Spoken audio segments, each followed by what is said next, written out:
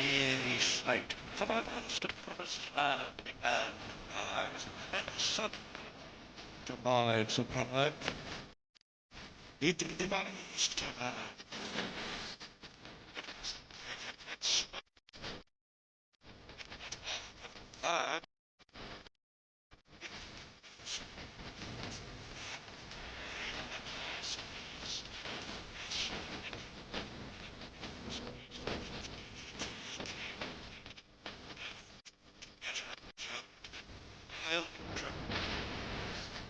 they did the best to man.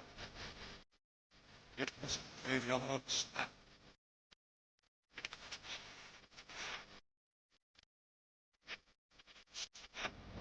zombies were having fun.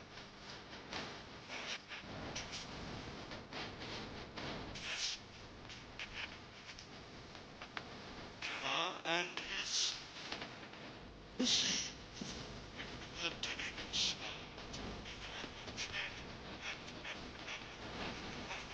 And I uh, critic of they played the man. It was wow. They played the oh, stop the next question. Just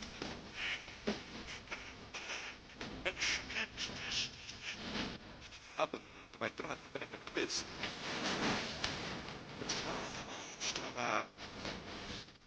And it's a graveyard.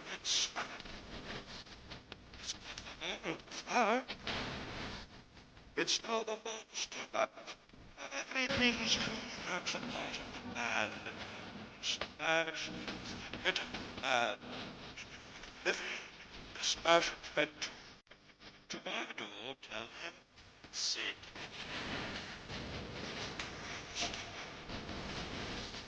In my graveyards. That's all.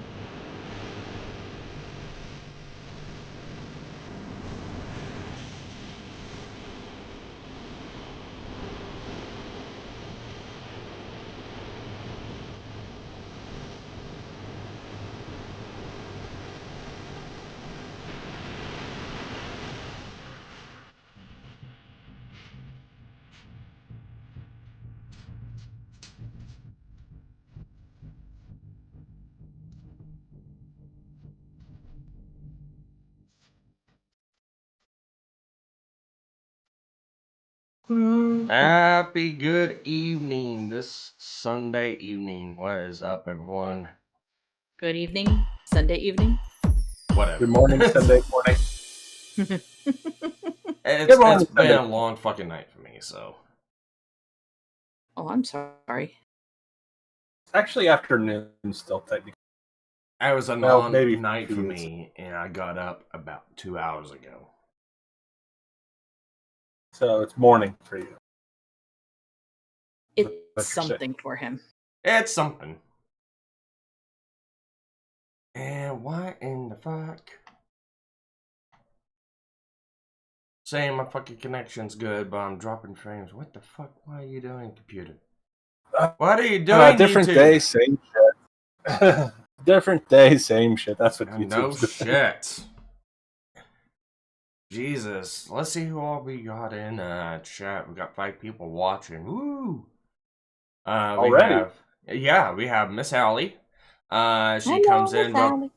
Yeah, she comes in. Well, damn, that spooked me. Was waiting for you for it to go live, and I guess the music for the Monster Mash, the door opening and stuff like that, probably scared her. It's like, what is that? It's like, is there a door opening in this house? Did the Monster Mash? Yeah, for the opening music, I'll go ahead and state this right now because the only other person that's in chat is Man Squatch. So the opening music we had was Monster Mash starting off, and then Mitronok from Inome, the extended version. Miss Island is like pretty accurate. Well, I mean, if it spooked you whenever I started the stream, I know what it was. It was this sound right here.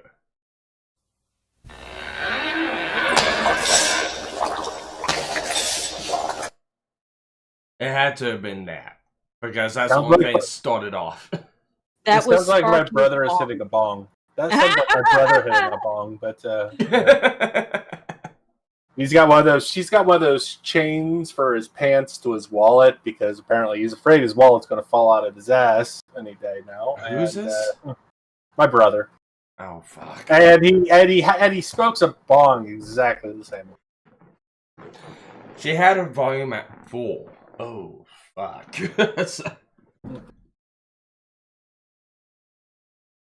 And I get tagged on Twitter by a Jacob Novo. What's phasmophobia? I'm sorry if I gotta explain that. I'm not doing it.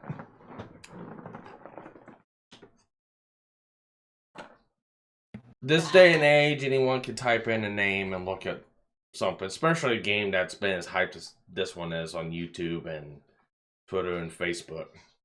For Phasmo? Mm-hmm. Yep. Because it's like, he tagged me, he's like, what's phasmophobia? It's like, it's... What? It's Well, make your own ghost adventure. That's basically. Yeah. it's Ghostbusters 2.0. No, it's not Ghostbusters. It's more like Ghost Adventurers. Yeah. It's more like Ghost Adventurers. Speaking of which, my trip last Sunday was really awesome. I loved it. I am now Vincent Clorfo. I am the keymaster. I am looking for the gatekeeper. Ah. Well, I mean, I think she was in the same bed as you, so. Kinky.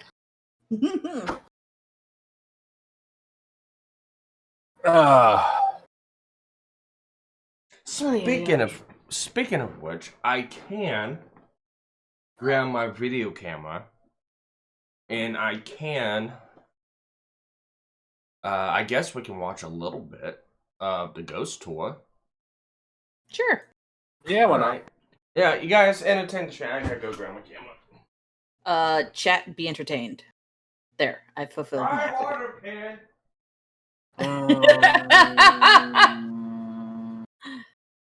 I could do some throat. You know what? I'll do some throat singing for the group. You know.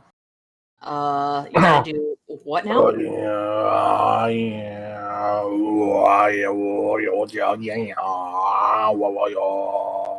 We're not in fucking Australia. I don't think he would. Is Japan, you asshole.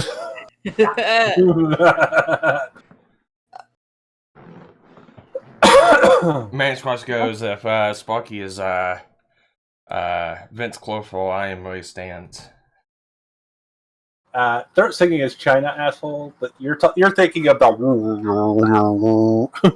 thing. Oh, the dirigible or the The dirigible. The dirigible. That's what it fucking sounds like. No, the other is from your throat. The other one is through a horn.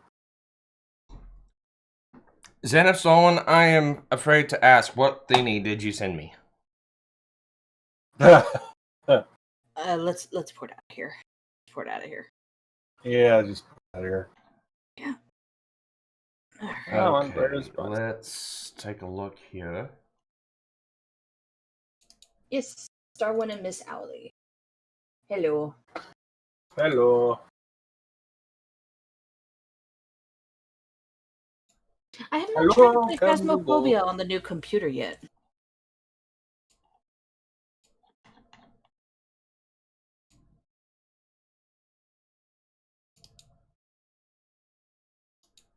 So that is going to have to be something that I definitely give a try. To the panda.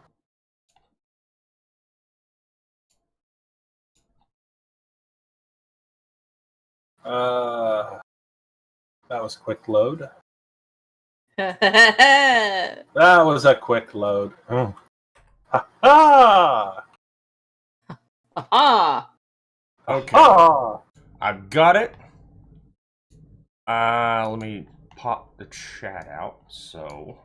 You gotta pop that chat out, huh? Ha Ha ha! Ha ha! Ha ha! Ha ha! Hey.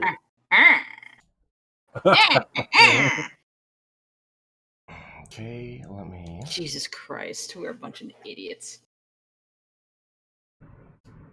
Birdman!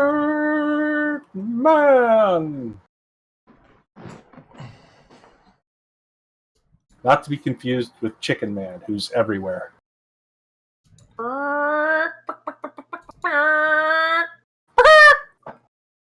Okay, I've got the live chat popped out. I'm streaming into the Discord if you want to jump in. Sparky, you dirty bird, you. Dirty bird. Let me know whenever you're in and I can start playing. I mean, I'm in. I don't know. You know what? That sound as the dirty jokes that we're making, it's not right for me to say I'm in Sparky. What are we doing now? Discord, man. Discord. Yeah, I know. I thought. let me know when we can play it. I was like, Yeah, I'm gonna play it. It's about an hour and 4 minutes. It's the ghost tour. And if you can't hear, I'm sorry. That's just the sound quality of my camera. It sucks. It sucked, ladies and gentlemen. It sucked. You heard it here. No, my camera sucks. The his live stream sucked. Yeah. He sucked on live stream. I'm playing now. Now we're gonna get started in just a minute, but before I do, wow, Ken was about to go somewhere else. Right here. His name is Sparky. He's in the white. He's the only spirit I'm going to talk about tonight that we have a photograph of. So it's kind of cool. Take a little mental picture of him, and we'll talk about him some more on the second floor. Did you just say the ghost was named Sparky? I'm going to be giving your tour tonight. We're going to start with a brief history of the hotel and of the area, and then we're going to work our way down every floor telling ghost stories until we get to the morgue, because only the best hotels have morgues. That makes us the best, of course. Now, with that said, the area here was always really, really special. In fact, the Osage Indians were the first people to use this land. They didn't live here. They only used it for their sacred ceremonies of purification and healing, using the local spring waters to do such ceremonies with. Now, they thought it was so special, they would even invite their enemies during times of war to come over and use the springs for their ceremonies, as long as they kept their weapons at the boundaries and they came in peace, which they did. Makes it kind of cool. Now, also, in the early 1800s, they were unfortunately forcibly removed over to what is now Oklahoma. And before they did, they covered up a lot of the springs, keeping them pure. Now, people had been talking about these springs. The legend had rang out over the countryside, and they even were calling it the Fountain of Youth, and people were having a hard time nailing it down. Now, Dr. Jackson was one of those people who had been searching for the springs for almost 20 years. Now, he brought his son camping to the area. His son had a condition called granulated eyelids. And that means that every time he blinked, it felt like sandpaper. It was very painful, incurable. And they were camping. He had to wash and moisturize his eyes daily. They found a little stream, which he was doing that in. And after 3 days, his eyes completely healed up. And they knew they had found the springs. In fact, Dr. Jackson bottled it, and he called it Dr. Jackson's Eye Tonic. They sold it all over the area. Now, that's also why they call it Eureka, because it literally means I found it. Now, with that said, he also treated people from the Civil War. Soldiers from both sides, because we are right on the Mason-Dixon here, ladies and gentlemen, came to the caves behind the Basin Park, and he treated them all with the healing spring waters. Now, that also made this area very special. But, going forward, he invited his friend Judge Saunders, this is when things changed a little, to come over and use the waters, because he had great lesions on his legs. They were also very painful, incurable, and contagious. And so he had tried every cure available. Now, when nothing else worked, he brought his bathtub over, filled it with the healing spring waters, and he soaked his legs for almost 2 months. Now, his legs completely healed up. And he was very well respected and well known, and he told everybody he knew about the springs. Well, that means every ailing person from the area came over to get near to the spring waters. Now, that brought our population from very small to almost 15,000 people in 1 year's time. They all want to get as close to the spring waters as humanly possible. They set up shanties and tents. They brought their livestock and their animals with them. And as you can imagine, in those times there was no sewer system, so it got polluted quite fast. Now, with that said, once the waters had gotten polluted and they stopped working, people started to leave the area. At that time, Powell Clayton, who was the 9th governor of Arkansas, saw the potential in this area, and he decided to turn it into a health spa resort area like they had on the East Coast and in Europe at that time. It was very popular with the wealthy set. Now, he brought together some of his most wealthy friends as well, and they called themselves the Eureka Improvement Company. They built roads here in town and some nicer buildings, and they also built the Crescent Hotel. It was finished in 1886. It is built out of dry-fit limestone bricks. That means there's no mortar in between the bricks that hold up these walls. Now, with that said, $294,000 worth of building had gone into this place right here, making it the most luxurious hotel west of the Mississippi, because it boasted steam heat, Edison light bulbs, an in-house orchestra, and a bowling alley in the basement. Now, with that said, you couldn't just come stay at the hotel. You had to be invited by the Eureka Improvement Company. We had a now with that said, Now, the people that were staying here were of the carriage set, and that is what we now call the 1%. So people that were staying here were presidents and senators and high-end business owners, and when they decided they liked this area a lot, they decided they would buy their own homes and they would stay here whenever they felt like it.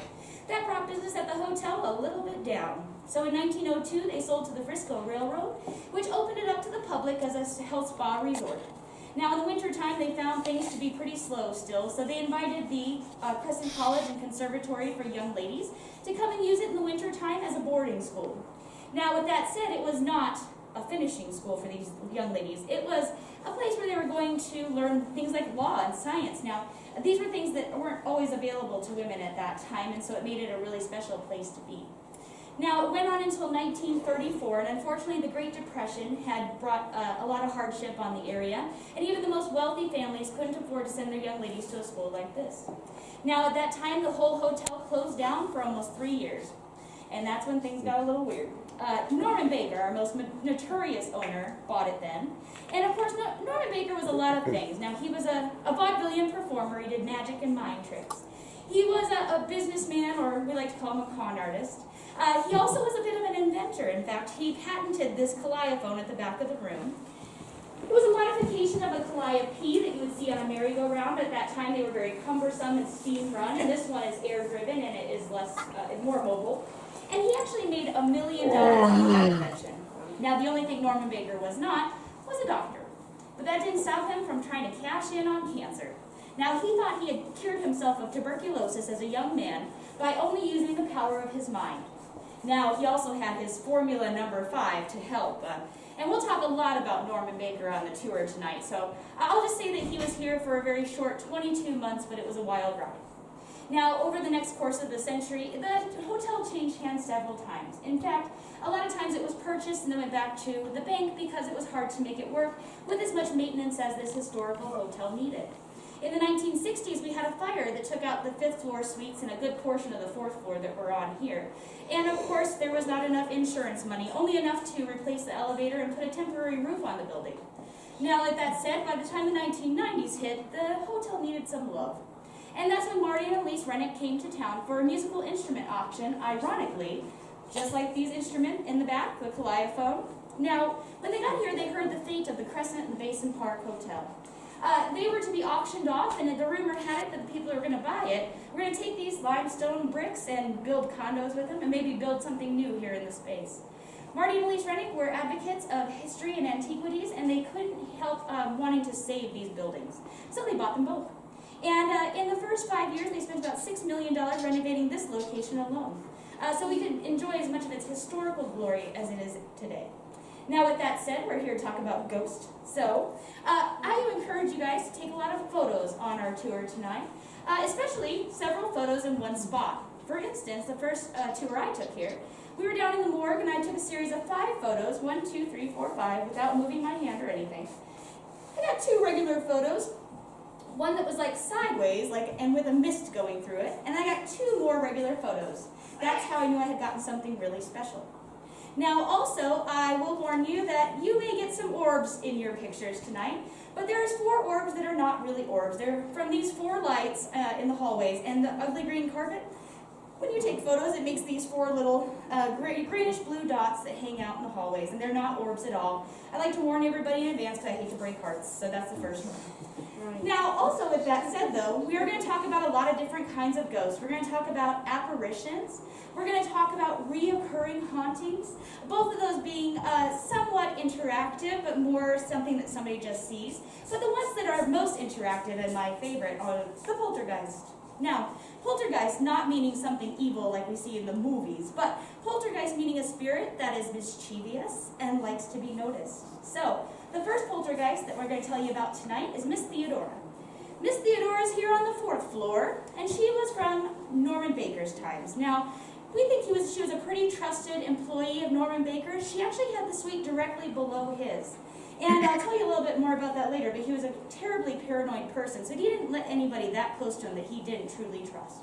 She's often seen in this hallway. She's dressed in 1930s attire. She's a petite, middle-aged woman, and she's usually digging through her purse, looking a little bit frustrated. And because she looks as real as you are to me right now, people have stopped to ask if she needs any assistance. Now, she always responds the same way. No, thank you. I'm just looking for my keys. And then she disappears through the door, which is really weird because this door has no handle, no lock, and no room number. Now, with that said, it was originally her room, and now we have conjoined it with the room next to it, making it a suite, and the modern entrance is around the back. But Miss Theodora doesn't know that. So, she just uses her own door. Now, she likes things to be just so. She's a little bit of a perfectionist, and I think that's why Norman Baker must have liked her. You stay in her room, and say you went out into Eureka Springs for the day, and you decide it's time to go up to your room, take a shower, and relax. You might go in and kick your shoes off into the corner, throw your clothes onto the floor, because this is a hotel, it's not your house. You might throw everything from your pockets onto the nightstand, go and take a shower. You might come out to find that your clothes are neatly folded, your shoes are lined up at the end of the bed, and all of your things on the nightstand have been organized, including your change stacked by denomination. But that's if she likes you, because if she doesn't like you, the story goes a little different. We had a young couple that came here to stay at the hotel for their wedding. They went up to their room 419, it's a very nice suite. They unpacked their bags, lovingly hung their wedding clothes in the closet, and proceeded to have a huge fight because weddings are stressful and tensions run high.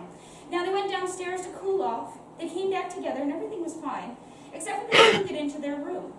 The door handle was fine, the lock seemed to work, but they had to use a fair amount of force to push that door open, only to find their bags neatly packed, ready to go right in front of the door. She might have been giving them a message. Maybe she didn't like the way they were talking to each other, or she didn't like that they were staying together the night before the wedding because she was a prim and proper woman of the 1930s. She would not have thought that was okay. Now we're going to go down and see Miss Theodora's room, room 419, and then we're going to continue down to the third floor where I've got some more stories for you. Are you guys ready for a ghost tour? All right, let's go.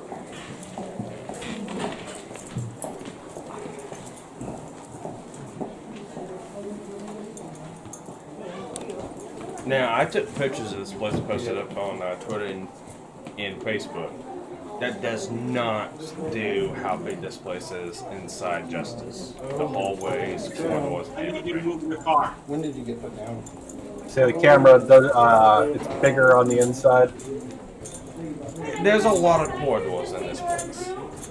It is very boring because it is just a plain black door. Perfect joke. Now, Bad Miss response. Theodora, mediums have told us she stays in the hotel because she was. You guys are not going to block my view, I promise. I've already seen it before. She stays here with us because she was all about her job in life and she's all about her job in death. And in fact, she helps the spirits in the hotel get from the spirit world to the human world and back again. And that's why she stays with us here, and we're glad to have her. After you've taken your pictures, follow me down to the third floor and we will tell some more stories. I love your dress. Library been up here.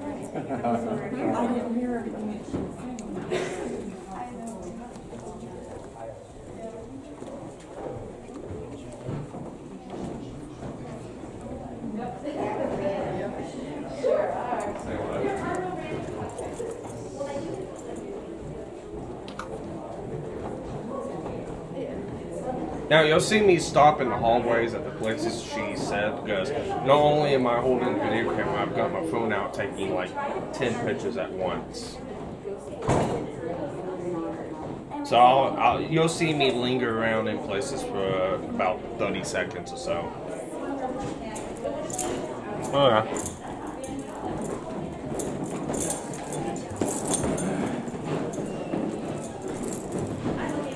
Now, I've not got to look over this video yet, so I don't know if there's anything in it or There not. is random knowledge. Okay. Well, That'd be cool. this is our previous floor, our third floor down here. It's because Norman Baker has some interesting policies in his hospital. Now, he had not one licensed medical professional on staff, and so he could offer no pain medication past aspirin. Now that means they were in a fair amount of pain. Now cancer comes with a fair amount of pain, but also he was injecting his formula number 5 into their tumors up to 7 times a day. Now come to find out, formula number 5 is simply ground up watermelon seeds, ground corn silk, red clover, a little bit of water, and a touch of carbolic acid just for active feel. Now with that said, when people got vocal about their pain, which they often did, he needed a place to put him because he had a reputation to protect, so he created the asylum. It had great metal doors on it, and they shut and were completely soundproof. It was back in the annex here. I'll let you guys take some pictures before we head down the stairs, of course. And as it were, people that went back there often never came back out. In fact, we know that 40 people passed away at the hotel here because the local mortuary had picked them up and processed them. Now, at that time, it was the time of the Great Depression, and they were keeping it quiet with some money under the table because people were doing a lot of things for money at that time that you probably wouldn't do. Now, with that said, back in that suite now, we have created a honeymoon suite because that seems appropriate for a pain asylum. And sometimes people staying on this floor have heard squeaking wheels on a wooden floor.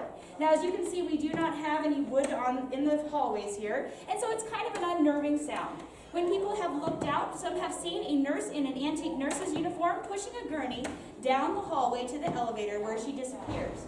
Now, there is no way to get from this floor to the morgue floor without going down this hallway because there's no stairs or elevator down on the other side. And also, back in that pain asylum, we have a sweet little ghost. We call her the woman in white. Hopefully it's just somebody entertaining us. I know you all hear it. But yeah, there was some knocks and creaks behind that door. Now, with that said, our woman in white stays back there, and after we did the renovation and made it a honeymoon suite, our general manager and his wife stayed in the room. Now, not once but twice, she woke up saying somebody was staring at her from the end of her bed. Now, after the second time, she wanted to leave, and happy wife, happy life, they left. They never stayed here again. But 2 months later, we had a nice couple that stayed for their honeymoon, and he was taking some pictures of his new bride in her lingerie, and we don't often show you that part of the picture anyways. But in the TV next to her, and this was a while back, so it was a glass front television, you see an image of a Victorian woman upside down in the glass. They blew up the picture and showed it to the general manager's wife, and you'd think that that would scare the living daylights out of her, but really just made her feel validated that she was not crazy. She had really seen what she had seen, and that was the woman that was staring at her from the end of the bed.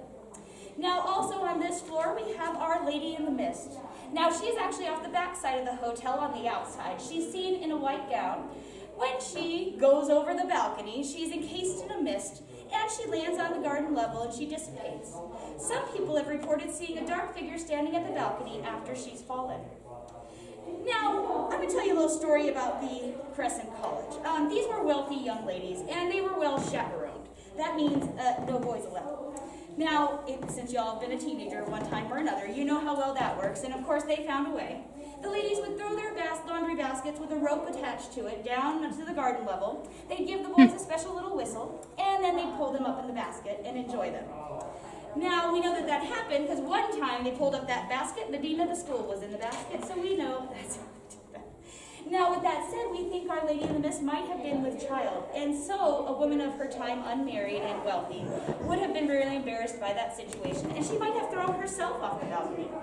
But because we keep seeing that dark figure standing at the balcony, we think somebody else might have been embarrassed by her situation and might have given her a little bit of help in that department. Now, about 10 years ago, we had a police officer that was sitting at the East Mountain Lookout. Does anybody know where that's at? No?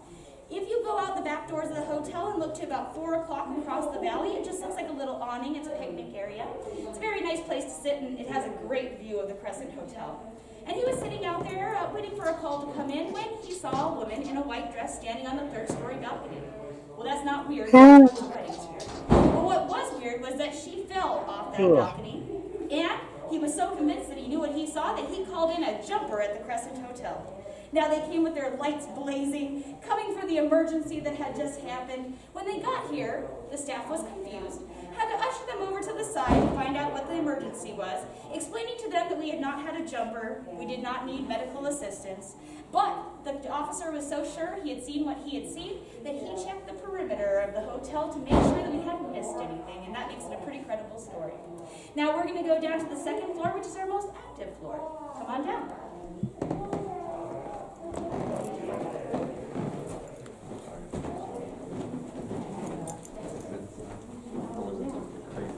So, what kind of camera do you have where it allows you to see both you and then in front of you? It's a Panasonic HCW5E. It's got a little secondary camera right here. I thought it was a neat little add-on for it.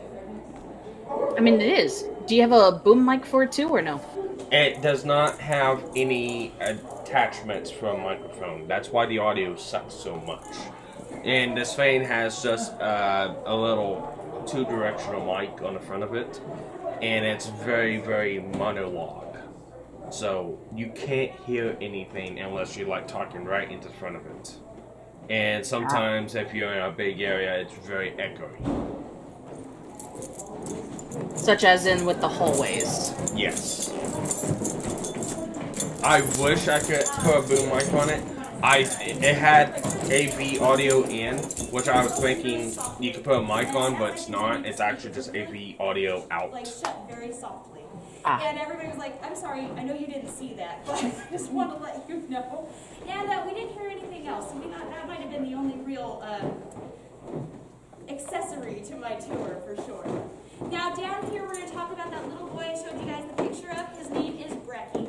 In fact, he was the son of the dean of the school, Richard Thompson, and his mother was Mary Breckenridge. Now, if you're into nursing or midwifery, you've heard her name before because she brought midwifery over from London to America. In fact, here at the hotel, she had lost one child in childbirth, and then 2 years later lost Brecky to complications of appendicitis. That's when she saw the need for rural medicine for women and children, and that's what motivated her to make. Now you see me look in the back because I was looking at my camera, and because I could see the secondary picture in the bottom left, and I kept seeing something moving, and I think it was the shadows, and I kept looking back. Now, I did a guess just about 2 weeks ago. I also work in the day spa. But you saw or captured. And she said it was going awful because she hadn't been able to sleep the night before. But you kept on thinking that something was there. Yeah, I mean, it was a little bit unnerving because I also had chills on the back of my neck. I know you all are not staying here, but if Well, you were, at 3 o'clock in the morning, could have been I would tell you watched. that it's a very quiet hotel. Somebody probably took interest in you. Yeah. And when I told her It's about like, Brecky, and then it happened again. It's like, what is that? it all started to make a little bit more sense to her.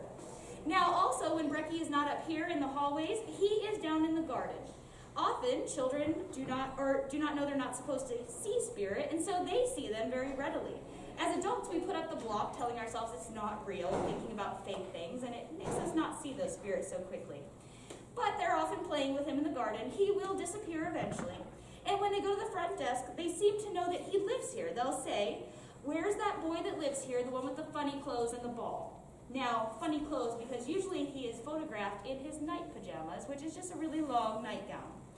And of course, when he's not in the garden playing with the children, he loves to get himself a snack. The kitchen staff has told me on several occasions, in fact, the head chef told me that 3 different staff members had come to him, 2 of them very embarrassed to say they were a little unnerved because they kept seeing a figure standing at the end of the line as they were cooking. Now, they were all describing him, and he has also been seen in knickers and a jacket. So they're describing his knickers, his jacket, his hat, but all 3 of them described his checkered shirt, and that's what brought the story together. Now, also, last thing about Brecky is that we got a really great sighting of Brecky just about 3 weeks ago down at the end of this hall. There is an elevator there, and she was taking a picture of her family and her sons in particular, and they were sons, not sons. But in this picture, she had 3 kids. Now, because it's in front of a reflective surface, when I first looked at the picture, I said, "Oh, I don't know." And then I had to look closer, and of course Brecky had to prove me wrong, that her 2 sons were covering the entirety of the reflective surface, and Brecky was hanging out in front of the wooden wall, which you'll see, just to prove to me that he was there for real. He was dressed in his long nightgown like he usually is. Now, also, we're going to move down this way, down the hallway, and talk about our most requested room in the whole hotel, so come down this way. Man Squatch, she said knickers. Yeah, knickers. Nightgown. Knickers. What was that? After this, I gotta get up for just a second to get some dinner. All right, that's fine. We're not doing anything anyways, so I don't think much. Is there? Yes, man, Squatch, his knickers. Knickers. The question is it spelled? Oh, see, yeah, you ended up walking down that hole because you kept on. That's a very shadows in that area are very weird. Yeah, they're very tricky, and it's really unnerving too at times. Because you'll go around the corner, and just because of the way the light is and the shadow is, you think you see something, and you turn around and it's like it wasn't there. Me and Captain Hook ended up walking through the place at like midnight, and it can be unnerving at times. I can see the way the lights and yeah, I can This is see when I that tell you being. that the people that built the hotel were Irish stonemasons that took beer breaks at 11:30 and 3. That's a true story. One of those stonemasons was 17-year-old Michael, and at 17 years old, you are an adult. He had been doing masonry for quite a while already, and he was quite good at it. Now he was a young, good-looking man, and he was You quite got another a lady catcher or a lady follower. I have a few others, but And he was up on the third I need to get floor, to the and name. this time it's That's just fine, go limestone for it. I'll beams take where a the break, hotel too. rooms are going to be. And I told you these are dry fit limestone Watch the bricks. video. That means these walls are little walls as they're being built. Now Michael's up there doing his job when he sees a lovely lady walking through the garden. Well, he can't help himself. He waves, she waves, and he wants to impress her. So he does a little jig up there on that wobbly wall, falling off onto the beam that is now room 218, and that's why it's Michael's room. When you stay in Michael's room, he gets a little bit active. He does some poltergeisty things that we like tying towels and curtains into knots. He likes to open up those French doors, and even after they're closed and locked, people wake up in the morning with them wide open. Now, he loves the ladies, and that's why it's our most requested room, because bachelorette parties and ladies' weekends love to stay in there, and he loves when they do. He might stroke hair. He likes to do little tickles. In fact, we had a young lady that was staying here, probably about his age, who thought the whole thing was kind of stupid. The ghosts, the whole hotel, everything.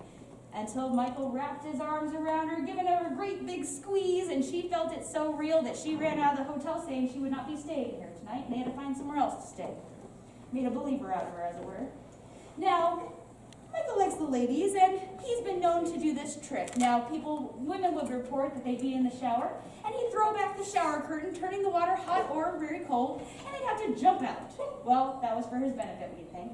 So when we did the renovation on the hotel room, we put in a big glass door where the curtain used to be, and we thought that would probably stop that from happening, but just about 3 weeks ago, I had a guest staying in that room that told me that he had turned the shower on twice in the middle of the night. Come on and take that shower.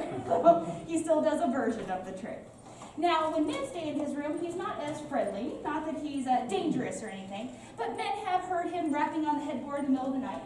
Some have reported sheets being ripped from their bodies, especially in the winter time when it's nice and cold. And also some men have reported being pushed right out of that bed, rolling onto the floor like they were 5 years old. Now, he's not completely heartless. Like I said, he doesn't really want to hurt anybody necessarily. In fact, a woman was staying here for her daughter's wedding, and this woman's teeth lived in a glass on the side of her bed while she slept at night. When she woke up the morning of her daughter's wedding, these teeth were gone.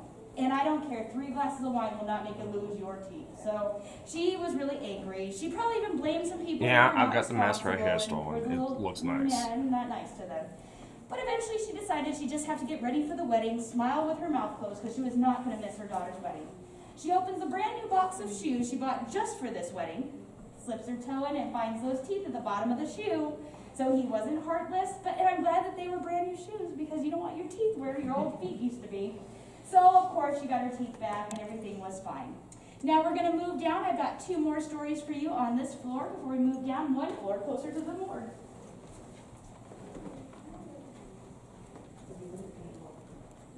Now, 218 is supposed to be one of the most haunted rooms in the hotel.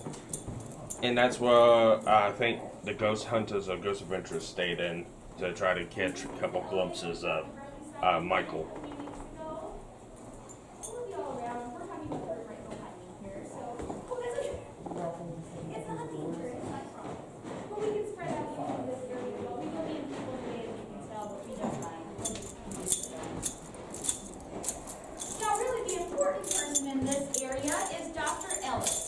Dr. Ellis was a real doctor, and so he was not here during Norman Baker's time, as it were. He was here from the beginning of the hotel all the way through the college days, staying the hotel physician for a very long time. He loved this town so much. He had 2 homes in town. He had an office here at the Crescent, and then he had a business downtown on Spring Street. Now, unfortunately, Dr. Ellis's demise was pretty tragic. His building on Spring Street caught fire, and at that time there wasn't a whole lot you could do about a burning building, except for get whatever you could out of the building and stop it from spreading. Now, he wanted to make sure they were doing everything in their power to save everything that he Have a good could, night, because Stallman. he did not have insurance on this building, and it was surely going to be financial ruin for Dr. Ellis. When he heard what was going on, he wanted to make sure so much that he ran on foot from the hotel all the way down to Spring Street. Now, he was an older gentleman, and with the stress of knowing the financial ruin coming his way, by the time he got down to his business, he dropped to his knees, dying of a heart attack right in front of his burning building. Now, with that said, I didn't mention anything about him losing his legs in that story, right? But in the afterlife, he doesn't need them. He is seen as an apparition. He comes from that elevator. It will ding and open. His upper half only will float through the hallway and disappear into the room that is 212, which is his door. Now, he's not often seen, but he is smelled because he loved cherry tobacco. And down this hallway and wafting down into the lobby sometimes, we can smell his cherry tobacco still. Now, with that said, the one sighting that we have had recently of his was by a young man. In fact, I have a ghost tour guide friend of mine that loves to ask people if they've ever seen a real ghost. About the time that we were talking about our floors and where we're staying and things like that.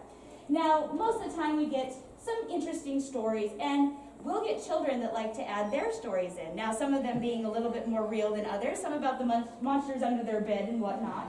So this young girl raises her hand and she says, "My brother has seen a ghost." And her brother looks about 5. And so the guide says, "Well, tell me about your ghost. Where'd you see him?" He said, "Right here in the hotel." "Okay, well, did you see him in the lobby?" He said, "No, up higher." "Okay, all right." He said, "Describe this ghost for me." He said, "Well, he's kind of wearing grandpa clothes. He's got a hat and he's got a weird mustache and he has no legs."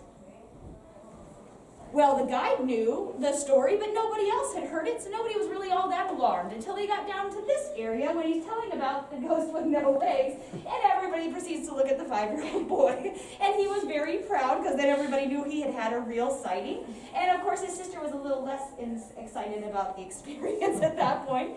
But it was a really cool sighting, and of course, that's how we know the children see them more than the adults do. Now, before we go down, I'm going to give you a little warning about one of our spirits. He's called the man with the mutton chops because he's in this Victorian regalia with a top hat with these very specific mutton chops. Now, we even had a construction crew that was here during a renovation when the hotel was closed one time. This is when we were not doing ghost tours, by the way. And we had the French doors open, bringing in construction materials, and this man saw a guy in all Victorian clothing walk through the doors and go straight for the stairs like he knew where he was going. Well, he decides to follow him, thinking that maybe he's just an excited guest that didn't know that we were closed. And so as he follows him up, the man gets to the second landing, and he disappears. Construction worker is confused, but continues to follow to see where the man went. When he gets to the second landing, he feels a pair of hands on him, push him back. He almost did fall down those stairs, but thank God he didn't. But we have had a lot of reports of seeing this man in the lobby. We've had some reports of pushes and pokes on the way down the stairs.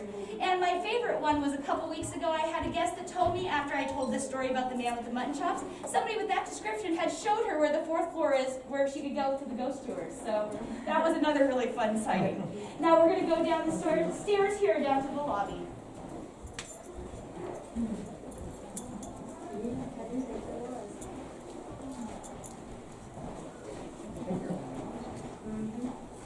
But ours was small.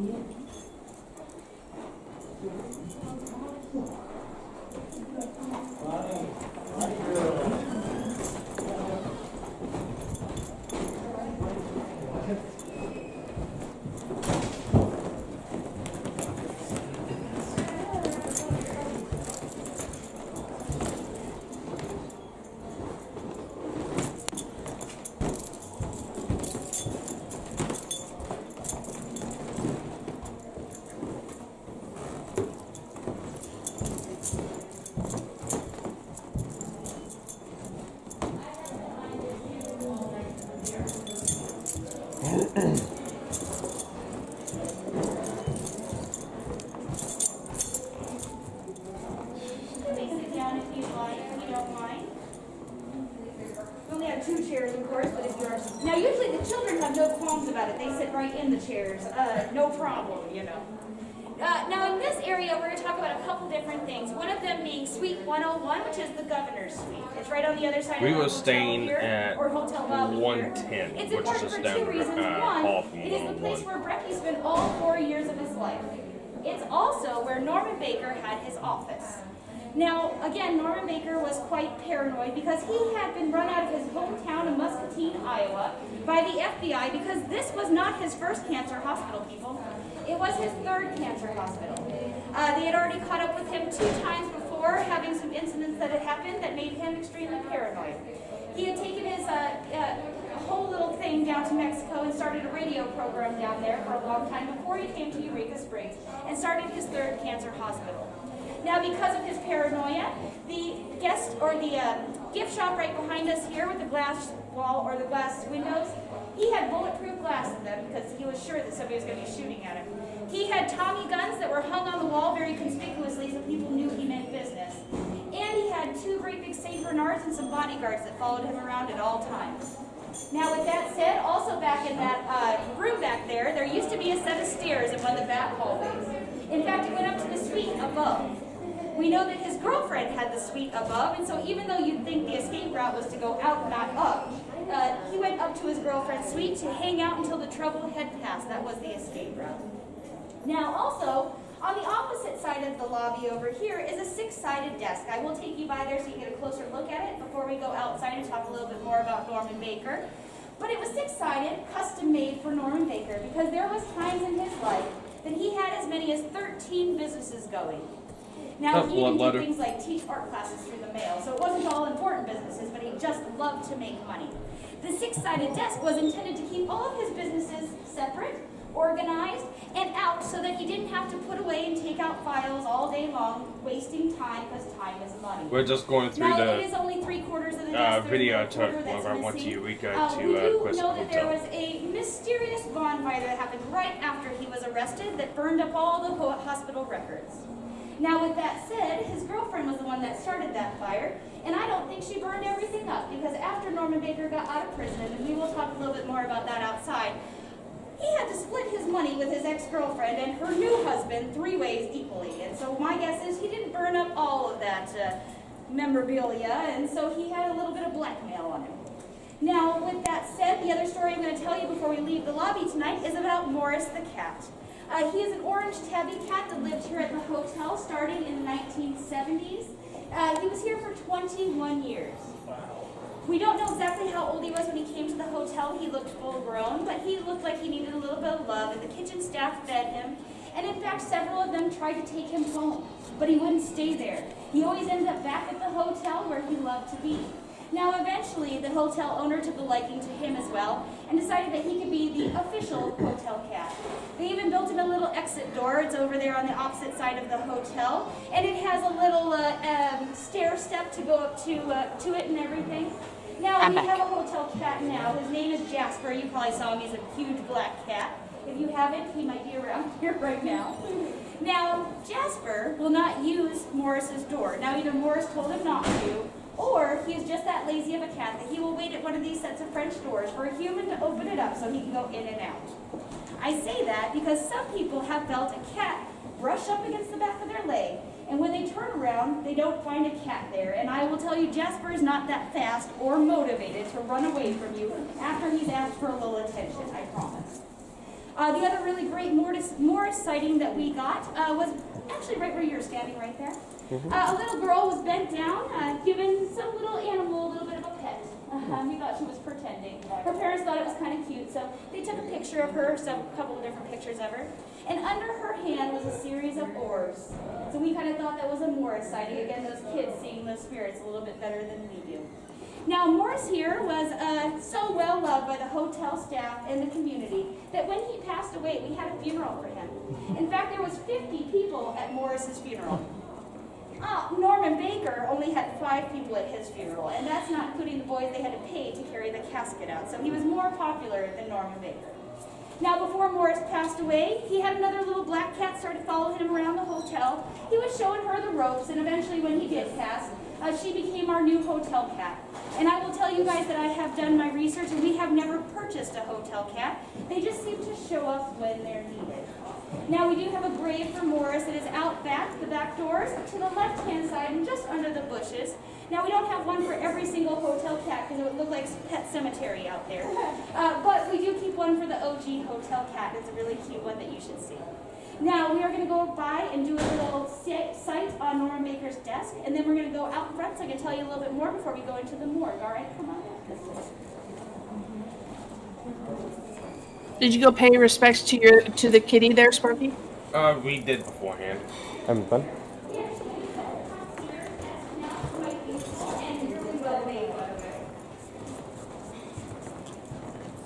And once you've seen your signs, I will have this gentleman here while I hold our door open for us so we can all go out front. And you rock.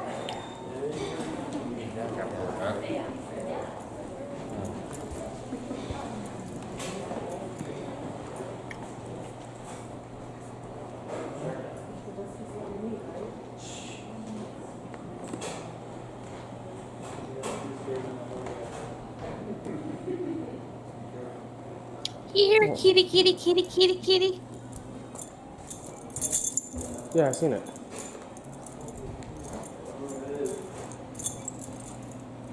Oh, yeah.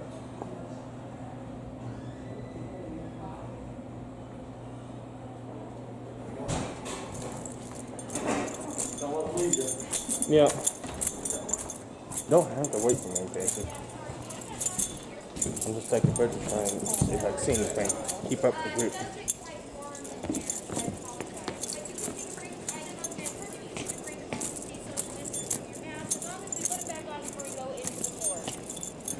Now, the first thing I'll bring to your guys' attention is the smokestacks at the top of the building.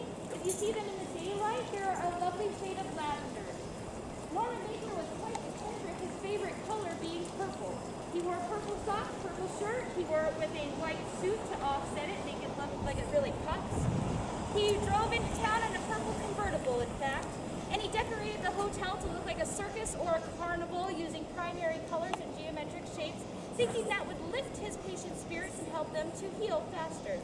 He'd also push that god-awful vote out on the balcony, and he would play it for his patients, and if you've ever heard it out of context, it's not very relaxing at all.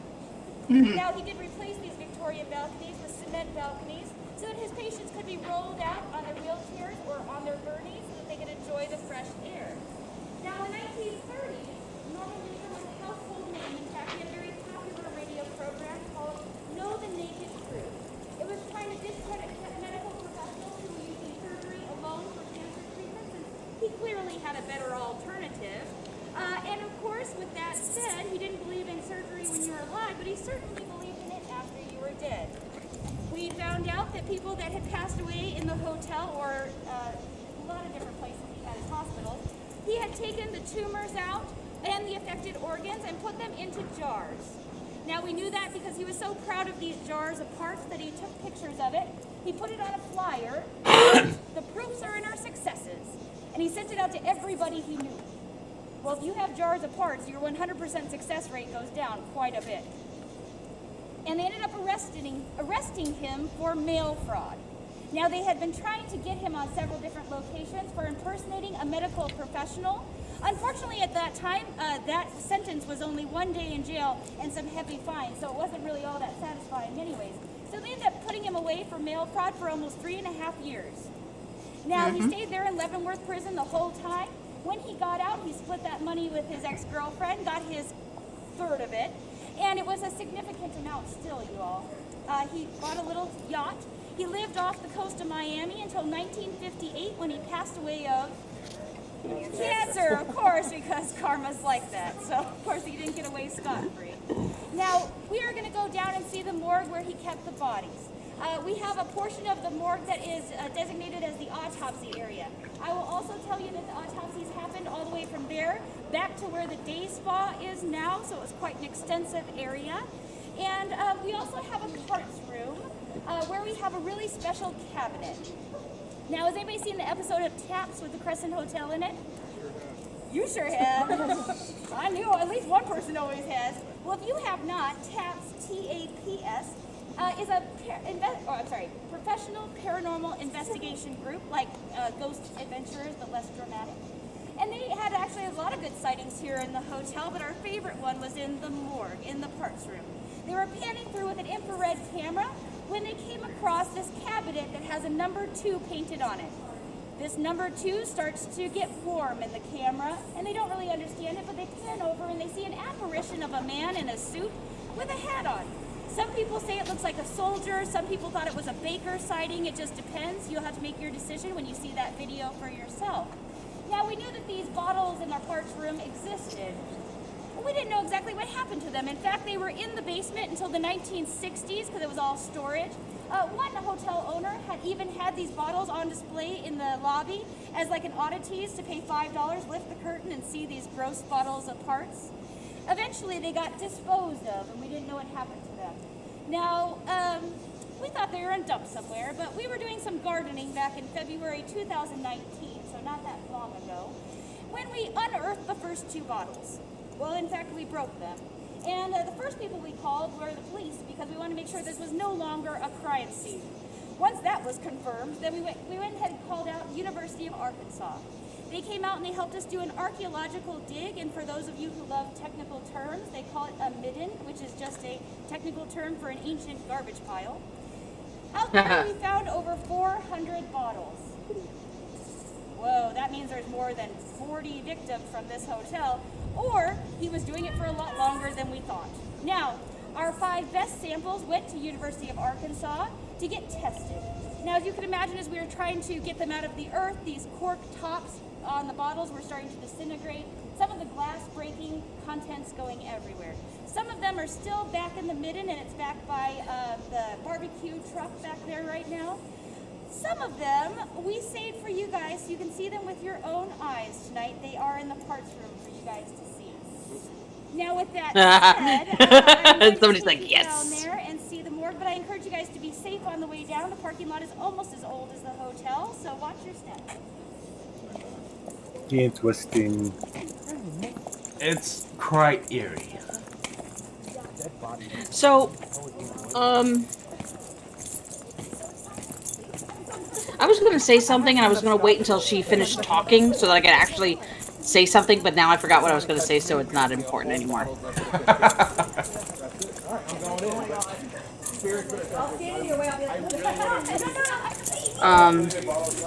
Yeah, I don't remember what the fuck I was going to say.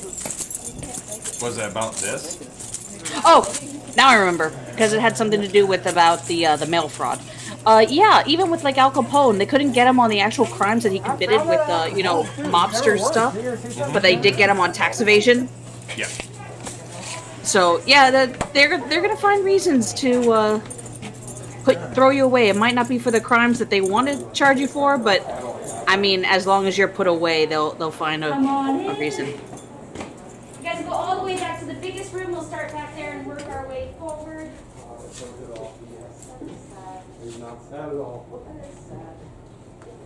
Come on in. We're gonna start back in that biggest room. Sorry. Do they have a black light in there? Or is it just the lights? It's just the light. They're not black lights. They're not ultraviolet. Okay. But it looks it almost.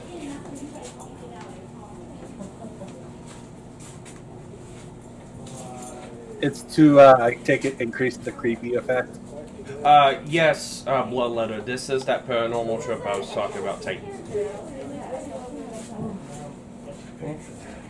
She will turn the lights on so you can't see in the Even back. the hotel, at the time when he bought it, he only paid $40,000 for this hotel because it was the time of the Great Depression, so he got a great deal on it, by the way. Now, the first thing I'm going to break your guys' hearts about is that is not an autopsy table, I know. It is just where the maintenance men wash their brushes and things like that. But that drain is original to the hotel.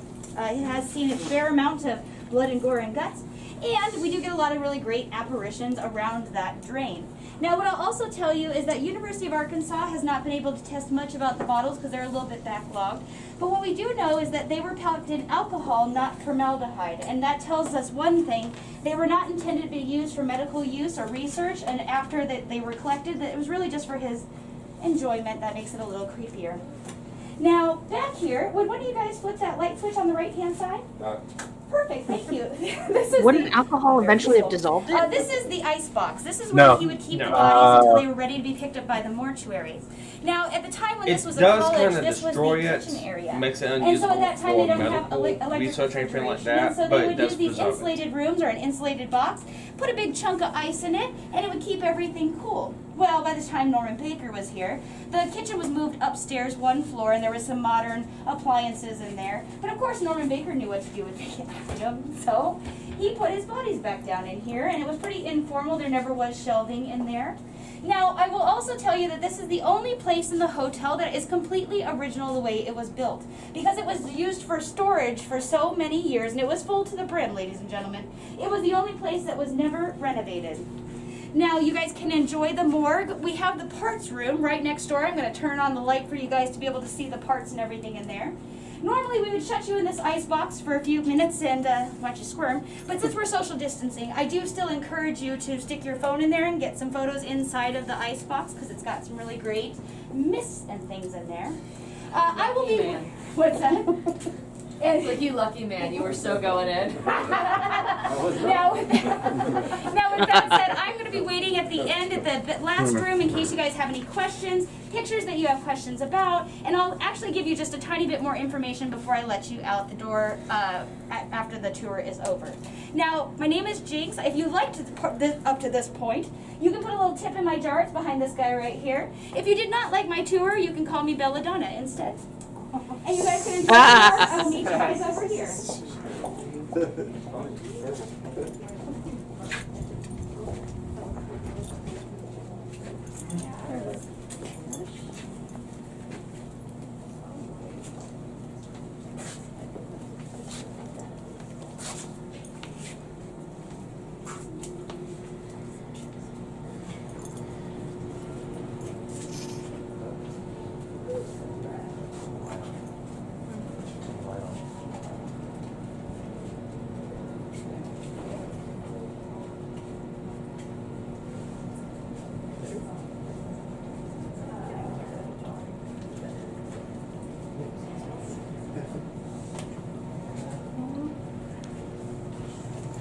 Fine, turn on. I'm gonna take 5 pictures in there, and then I'm gonna have between light back on, take 5 more pictures.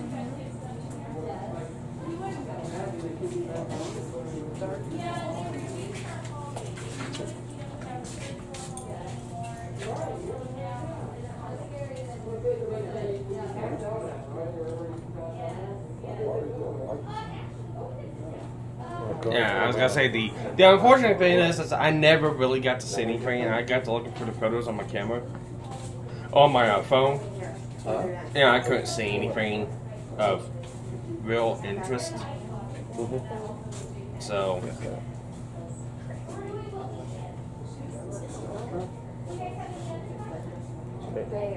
But I mean, this was kind of an eerie place. It was really warm in there. Okay. But wasn't. It was actually a really cool room. Cool as in the temperature inside the place was cool, but you felt like you were really warm.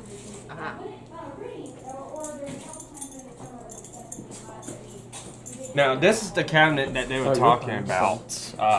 Right there at the door opening, and I really wish I thought about it. I would have brought my thermal imaging camera, because I've got one at work. I really wish I would have thought about it. I would have brought it with me and went through the hotel at night, see if I could see anything. But I forgot it.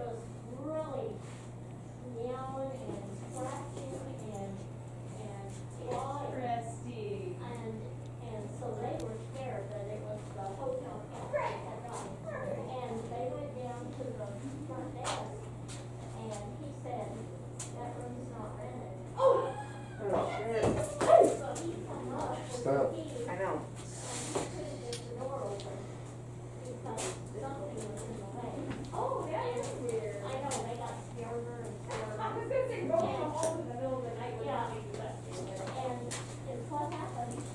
Yeah, I get a little snippy here coming up because these were people coming in from outside, and I was trying to get a good picture and video of it. Instead of waiting their turn, they just come in and come right in front of me. And it's like, rude much.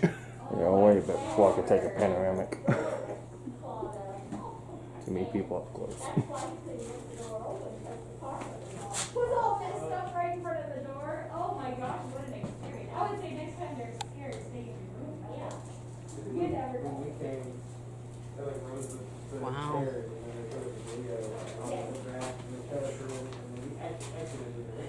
Oh, you did it. Okay. Right.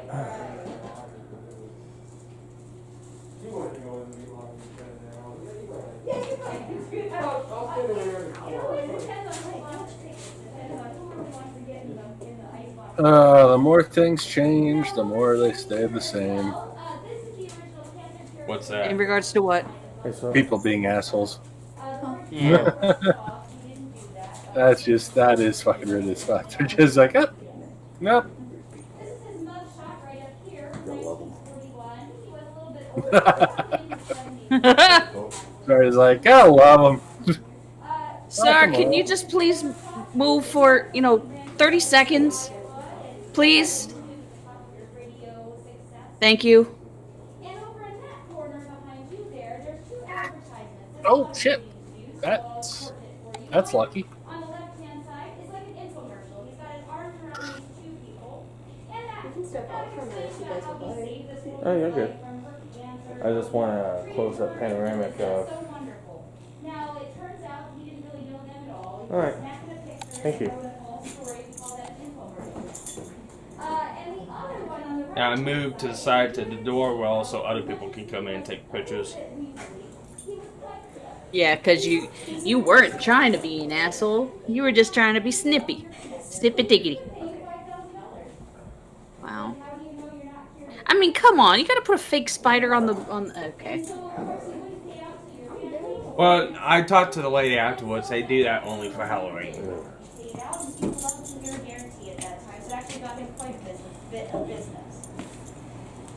Now, does anybody have any other questions? Now that we've got a few more people into the group.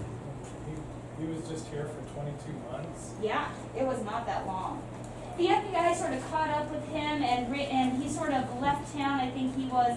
I don't know that he was arrested here in town, but they did eventually. Blood letter, yes. I think I remember talking to Ken on voice chat.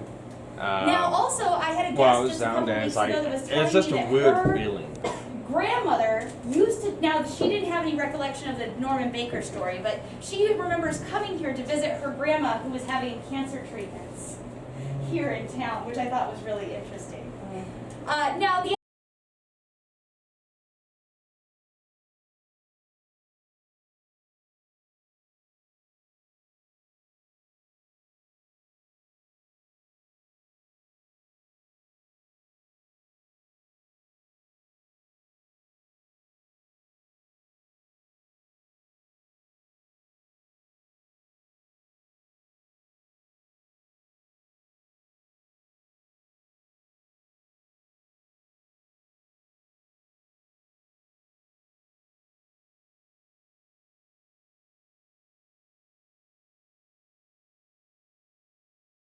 With or without the 3-year-old.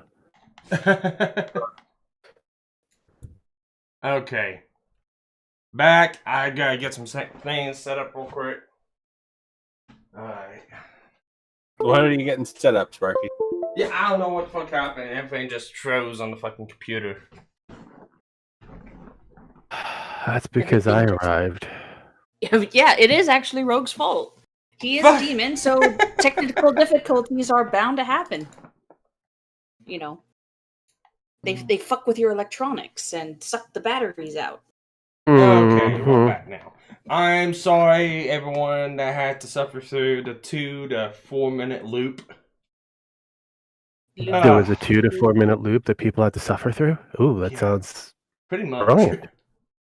Rogue's about the suffering. All about the suffering. That sounds like a great idea.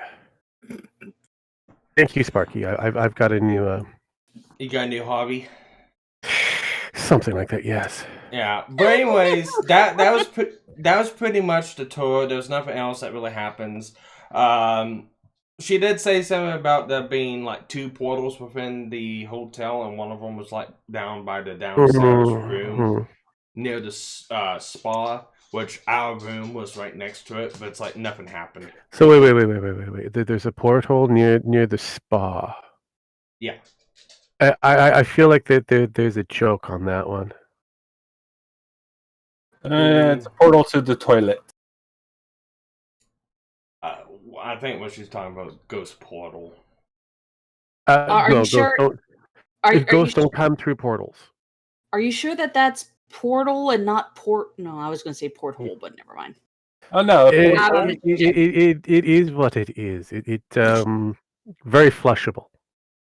That's what I was thinking. But hey! At least we didn't drop any view counts. We've been getting more views. I've been getting more subscribers. I'm up to about 415 now. So congratulations. People are liking the Saga of Tanya the Evil and Goblin Slayer watching. Well, Tanya the Evil is a brilliant piece of storytell. As for Goblin Slayer, I think it's Goblin Slayer is a whole nother monster.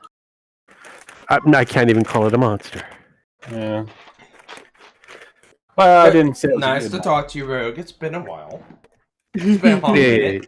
Has it been a while, Sparkles? You were on yesterday. You were on Friday. Yeah, for like 5 to 10 minutes. And then and I hung out with a dog, a magical dog, and a very grumpy old man.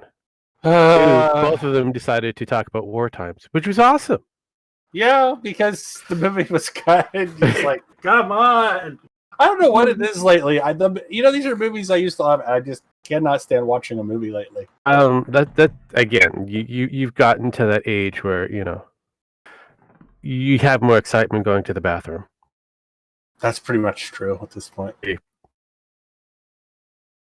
Yeah, when you get that kind of excitement, everything kind of goes downhill. Speaking of which, since the whole game's here and we're live, has anyone seen the new changes that they made to Phasmophobia? You were telling me about it. I was telling you guys off stream. They did update the change log. I think this is for the beta. I don't think a major updates came out for the main game yet, so yeah, I believe this is for the beta. But the changes that they have done is upgraded the server to PON2. This should fix most timeout and disconnects for all voice chat issues. If you're using voice recognition, if your voice recognition is working, you can no longer get a response on the spirit box just by talking. It will only answer if you ask her a question now. Updated localizations, lowered the pitch to the EMF reader sound, lowered brightness of the lights in the main menu. The Australian server has been removed from the region selection because that was causing a lot of issues with the main servers. Those damn Aussies. Yeah, ghostwriting will now count as photo evidence. I think that's cool. Okay. The lobby room list will no longer show empty or full rooms. Lower the amount of sanity that you lose during a ghost event. The ghost orbs and bone will now spawn more towards the middle of the room, which I think is a concern Rogue brought up with him. Because it looked like orbs were all over the place. Yes. If your voice recognition stops working, the spirit box will default to give you a random response by talking. So I think that's it's to let you know that your voice recognition is not working, and it will randomly talk to let you know. Which would be bad, I think, actually. Unless the ghost is supposed to be on a spirit box, then okay, I can see it as being good, at least giving you a way out. Yeah, well, no, this will also add a little bit more confusion while playing through the game, because now you've got to be a little bit more attentive. I can see a bonus out of this. Because most people automatically go spirit box the moment that they hear something talk. There's never a proper confirmation in some cases. Yeah. Which, I mean, if you've ever seen Jacksepticeye or Markiplier when they do their streams, because right now Jack or Mark. What's Jack? Sean. Sean's hanging out with Felix at the moment. As they're playing Phasmophobia, where Mark, Wade, and the other one. Yeah, him. Nothing. What about Bob? Well, I mean, what about Bob? They do way... something a little different, and Wade, being the veteran out of the group, he has his own kind of process that he goes through, and he eliminates the spirit box very quickly the moment something happens, instead of getting a follow up confirmation. Yeah. Well, it's kind of like the ghost orbs. Yeah, whereas I watched the Spiffing Brit, his stream that he did with Kevin and crew, they actually hunt down the Ouija board and utilize that more often as a secondary confirmation. Yeah. I can see if your voice recognition stops walking, the spirit box will default to give a random response by talking. Now, they don't state if it's only for ghosts that use the spirit box. If that is the case, and your voice recognition does stop walking, and it does default to giving a random response, at least you can still play the game. I mean, it sucks because you won't know if your voice recognition stops, but at least it will give you something to at least continue to play the game with, instead of, oh, well, we can't do this no more because it's not recognizing our voice. So, I think it's a nice touch, but I agree with Roger, add a little bit more confusion. Just maybe. Yeah. The room temperature will no longer rise over time if the ghost leaves the room. Good. Because that's a little weird. I mean, I can see the room warming back up if the ghost leaves it, but leaving it cold will give it more of an effect, and it will kind of pinpoint, okay, where has the ghost gone? Where's the ghost traveling? And it looks like they're trying to get it set up to where you can follow the ghost a lot better now. Yeah, I don't know if you want to do that.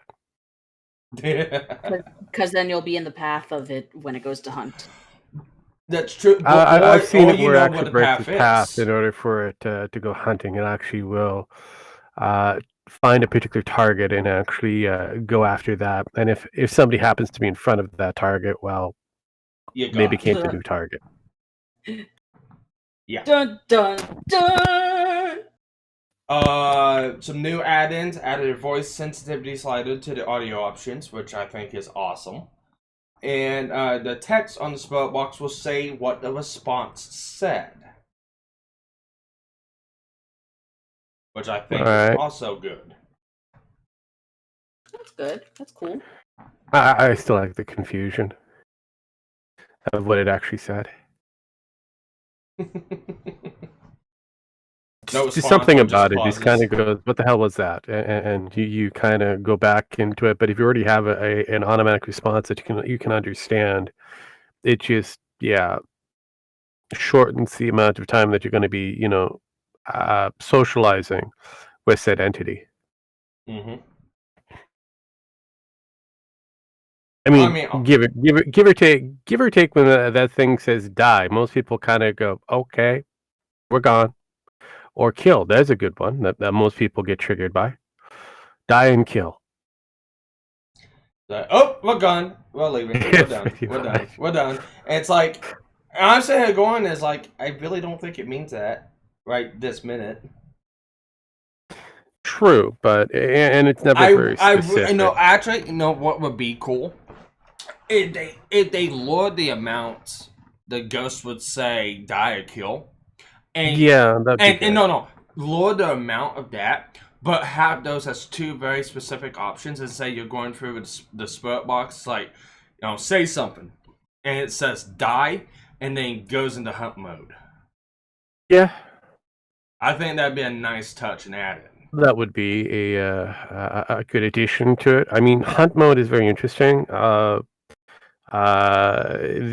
randomness for hunt mode is kind of all over the place, and having certain triggers, like a trigger word that would cause it to go into hunt mode, which would be great.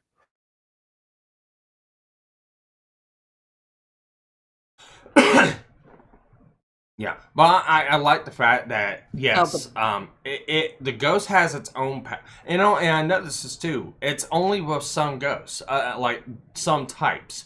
Some types will have its own designated path, or won't move or anything like that. And when it goes in hunt mode, it will either stay on that path or stay where it's at.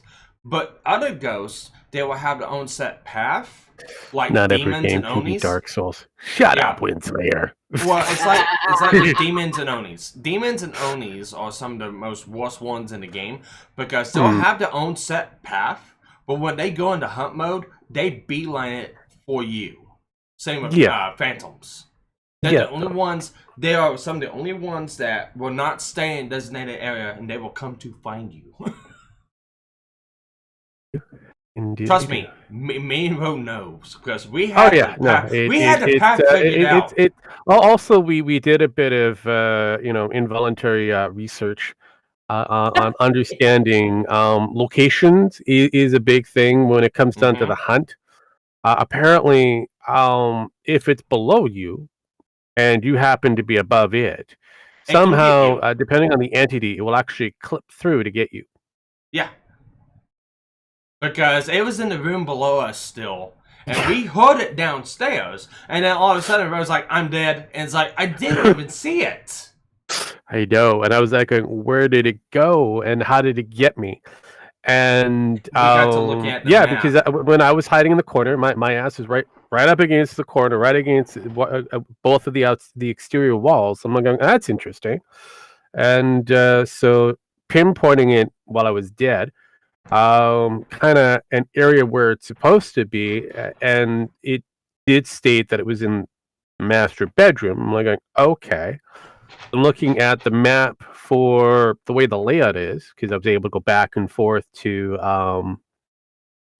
the base and look at the map. I'm going, oh, it had to have clipped from where the master bedroom, because it was an attic part, and it was able to go up. Which is that when I was watching you guys the other day and Rogue's like, yeah, I'm dead. Yeah, pretty. That was it. Because I was in the corner, and then all of a sudden I had the weird heart beating thing, and I'm like, where is that sound coming from? And then I got all these ghostly fingers on them and go, yeah, I'm dead. And then Sparky booked it. Yeah, no, yeah, he did.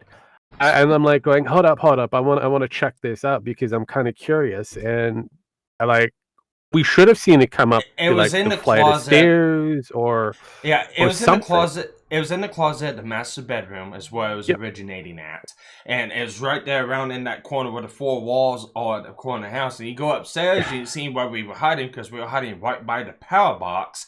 And it's right below it. It's right smack down below it, and for whatever reason, it was able to creep in along the wall side of one of the exterior walls and right through the ceiling, like the lower floor, like the ceiling and the floor for what would be the attic space. Yeah, and I was like, oh, that's interesting. It's time to come out of the closet, man. Yeah, it didn't have to worry about getting out of the closet. That closet kind of moved on up. It elevated upstairs. Yeah, and not only that, we were also in one of the other farmhouses, the three story one. You had the bottom floor, the top floor, and then the attic above that. Mm-hmm. And we knew what the ghost was. It was downstairs in the living room, and that ghost ended up being a phantom. It was a phantom or Oni. It was one of those two. But we have found... But it doesn't really matter. Yeah, but we have found the location where it was at. So we knew its path, and we tracked its path. It was from one of the bedrooms, out of the bedroom, to the kitchen, to a bathroom, and back. And we had monitored this ghost for about at least a good 20 minutes. And it was starting to get to the point, it was getting into hunt mode more and more often. So it's like, well, let's go upstairs and let's go into the attic and look around and see if we can find a Ouija board. So we all look around upstairs. We know where it is. Let's go find the extra stuff. Yeah, and it kept going to hump mode every time, but hump mode got longer and longer and longer, and we could hear it, move around downstairs, and then it sounded like it was starting to come up the stairs, and then hump mode again, and start get longer and longer and longer, and finally it started coming up the stairs into the attic, and we seen it come up into the attic. Hump mode ended. And then the next one, that's where it got rogue. So it changed its path to come up to us. Yeah, so I thought it was quite interesting. And the way it, depending on the entity, it seems like if it's already got its target in mind, it goes faster. It's like it almost like it runs. I'm gonna get you! I'm gonna get you! Yeah, pretty much, because if you look at one of Sparky's streams of his POV of the entity getting him in Gemmax, and you can see the footprints behind Sparkles, it gets him about midway as they get down from the farmhouse. So they're going from the second floor down to the first floor, and it gets him right in the middle of that landing. Which I'll bring up because it's on the last Caffeinated or Die episode. Yeah. And I'll find it real quick. Yeah, because I thought it was quite interesting. I'm like going, how's because it actually was booking it. The footprint was showing up more frequently than what they would normally would. Because usually it's slow, methodical, kind of just lumbering around. But once it gets into hunt mode, it's just like it almost Super Saiyan. It's got that earlier stage of Super Saiyan. It's over 9,000. What 9,000? That can't be. Okay. But let me share this in the Discord with you guys. Yeah. Have you been following the developments that they've been making there on the progress they've been making on the Trello there, Rogue? I've been following some of their progress, and I've also been watching what they've been adding. A lot of the actual announcements is in their actual Discord. They add to the Trello afterwards.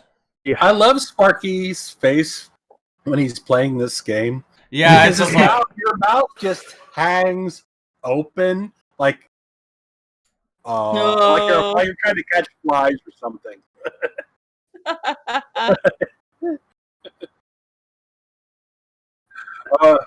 I remember this one. This one sucks. See? The footprint. Oh yeah, I heard the. Yeah, and booked it right there. Right there, and then it's there. He takes a picture, and he gets them eventually. But it was upstairs on the second floor. But and it kind of booked downstairs. And it's just funny that it makes that sound like Yeah. Like I'm hungry. This is my hunger belch. Pretty much. It's like, I'm gonna eat you soon. God damn it, Sparky, I have only one question for you. What? Were you tasty? It didn't get me, so. Well, who was it? It was when he was a tasty. It was a taster moment. He got to get it snipped. It was when we were playing with William, I believe. That you weren't there for this, Rogue. This was great. William was playing with us the other night. This is when Gemmax had to leave early. Right here, I'm going to go ahead and slow it down. Yeah, please do, because that was interesting. Yeah, watch behind me. Did you? Was there green footprint? I thought I saw green. Just watch. Yeah, green footprint. I just noticed it, and it's like, oh my god, it's behind me. I did too. I was like, okay, so he has the because I hear something behind me. Yeah, he's got both of them at the same time. So if you look, he turns around, and then boom, see this one. There's one. Comes back, and then there's more. Yeah, and it's following us down as we're going. Well, not just that, but You And see then it. he's like, one, and then all Time of a out. sudden You two, see it. and then it popped downstairs by the time he realizes. Right. It's behind me. Right there. Yeah, That it head. popped right there. Yeah, that head had just That head I is was like, where it holy popped shit, right right there in. it is. Yeah, I was like, it's right behind 55. you. It was actually really funny. I'll finish telling my other story in just a moment. I'm gonna let Sparky finish with his little freak out here. I'm honestly surprised we didn't die there. But Yeah, I continue with the am. William story. Oh boy.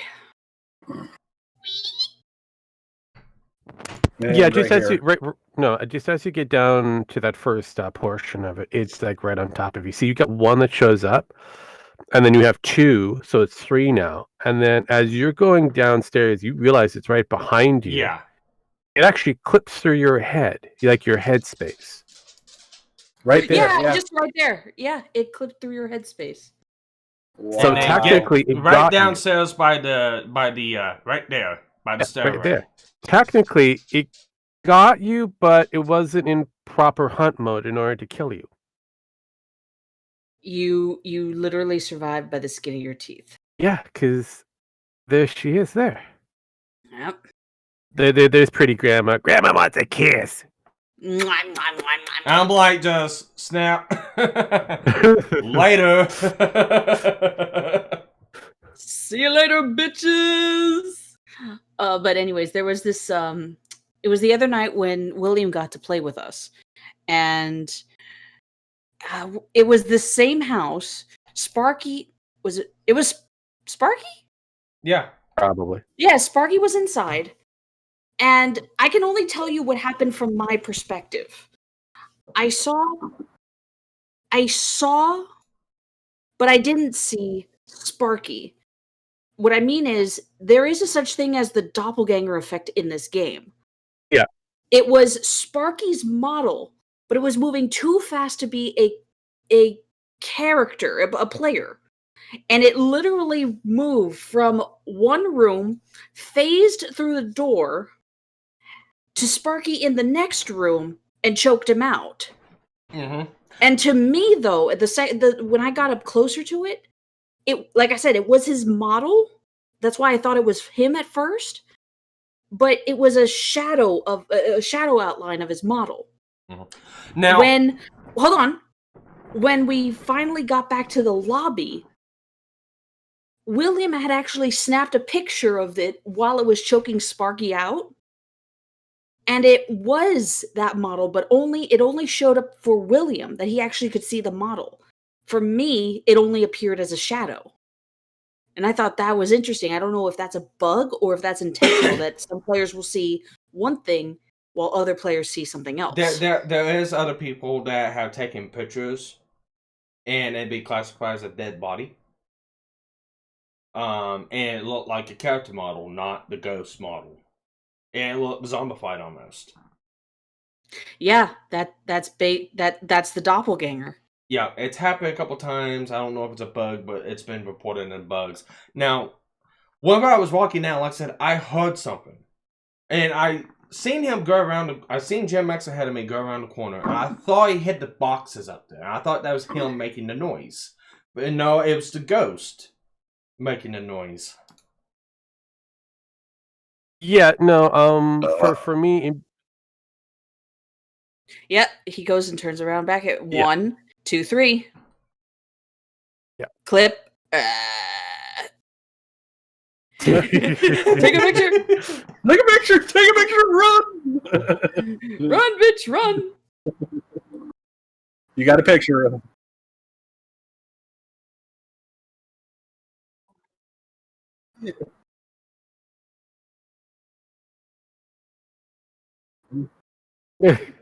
Actually, the funnier thing is while I was in the truck, that aspect of it, I was able to see it on camera. Yeah. Oh, and which reminds me, because me and Rogue had the an encounter, and we was dead set up. It was one particular ghost, but we had 4 different signs.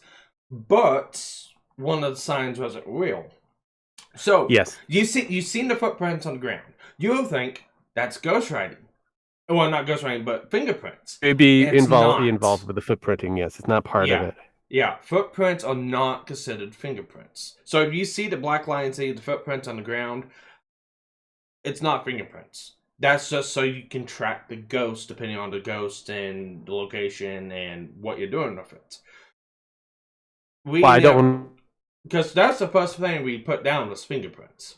Because we've seen the footprints. Because you can see the thing walk across the floor with the ultraviolet and the footprints and walk back and forth. Because this ghost was like going from the front door to the back of the house and back. You can see straight down there. We put all our light sensors, motion sensors, everything like that just down this hallway. And the sound sensors, you can just watch the thing move back and forth. And it popped up. I think we ended up getting like 5 or 6 pictures of this thing. Yeah, we got a pretty good amount of photos from it because that's all it did was go up and down this one hallway. It was like, wow, guy. So we ended up getting fingerprints as our first bit of evidence because the footprints, the spirit box, and the ghostwriting. It's like, okay, we got it. So we were still sticking around, just fucking around with it. We still wanted it to do one thing. We needed to get the dirty water. Yeah, and about that time, we had the EMF meter was on the floor, and it started going nuts. And we turned around and looked at it, like it was an EMF 5. It's like, that's not possible. We've got all 5 signs. And then we got to think about it, it's like, we never really seen any fingerprints. We just seen footprints. I wonder if footprints is considered that or not. And we took a chance on it. It's like, let's go ahead and get rid of fingerprints, put EMF 5, change the ghost type, and we were correct in doing that. Yep. And we got to looking it up, and it's like, no, footprints are not used as fingerprints. Yeah, no, I looked it up. I actually did a lot of cross-reference because we actually had a debate about that. And you also asked where did he get those references? I'm going, well, I went to the actual Discord, the Steam, and a few others just to look it up. Hell, I even did a Reddit search, like going, yeah, it seems like the footprints themselves don't actually act as as an addition for fingerprinting. So you have to see either a thumbprint, a finger, or the whole hand. Interesting. Yeah. So, and that's something because it's not anywhere in the book, and it's not anywhere in a reference guide. So there's a lot of people, and that's probably a lot of our issues too. And misidentifying the ghost. Well, we had fingerprints. We had this and this. It should have been this person. Well, the footprints are not fingerprints. So that's something. They don't qualify, but they do qualify as a means of tracking or get an idea where its actual hunt radius is supposed to be. That and it also does count for photographic evidence. Yeah. Very interesting. Yeah. So. You got to give the developers kudos. One developer I'm going to be having a hard time giving a lot of kudos is the Molasses Flood. I actually played their Drake Hollow yesterday for 4 hours as a review. I did that on Twitch, and we'll just say if you're if you were never around at the time of Minecraft or do not like Minecrafting per se, and you're 10, sure, it's a good introduction to survival-based games. But if you're a veteran of the survival genre, it's a shit game. It needs a lot more.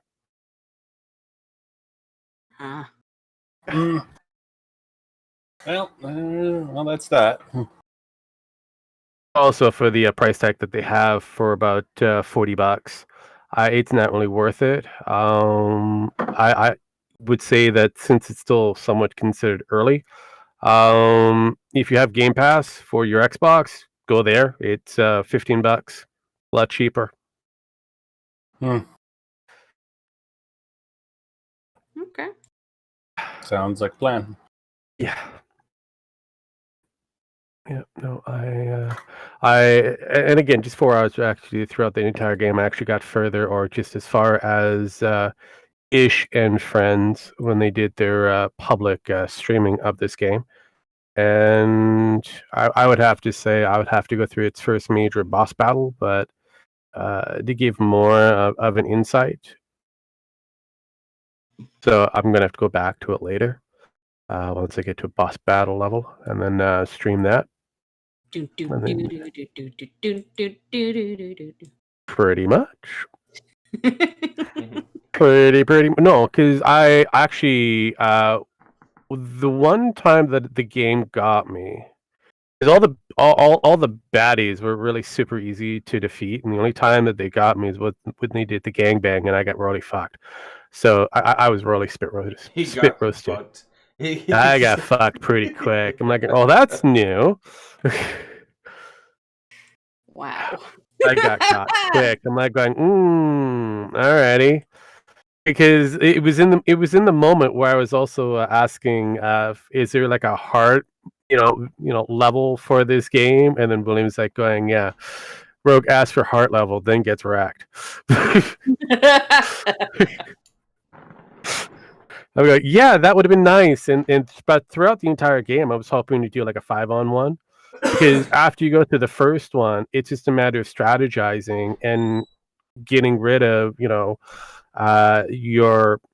worst one of the group. So you're right now you have these little entities. I have no idea what you want to call them. Then you've got the wolf-like entities, and you've got these giant tree things that are supposed to be your Goliaths. You get rid of the wolf things first because they not only are they considered a what is it like an archer type, but they also have the ability of spawning in more of the little minions. So bombing, they're able to throw missiles at you, as well as calling in for additional support. So get rid of those, then it actually reduces the amount of enemies that you have. So then you can focus on the little guys as you run past the bigger guys and slowly hit them. After that, they're pretty easy. Even going head to head with the big guys aren't as difficult. You just have to select the right weapon for it. So if you got a heavy melee weapon that does a pretty good damage per swing with a low chance of critical strike, you pretty much go through them pretty easy.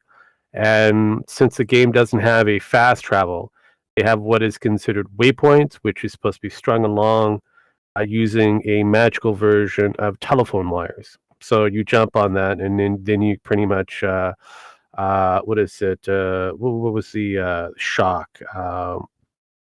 The black character for DC, Electric Shock or whatever it was. Static Shock. Static Shock. Thank you. Or yeah, you can Black pretty much Lightning. jump on that, and you can static shock your way back to wherever you want to get to. Or you go with Black Lightning. Also, there's the magical item that's easy to produce that you can just instant teleport back to the base in case of. So, though the game is designed for multiplayer, it is really doable for a single player.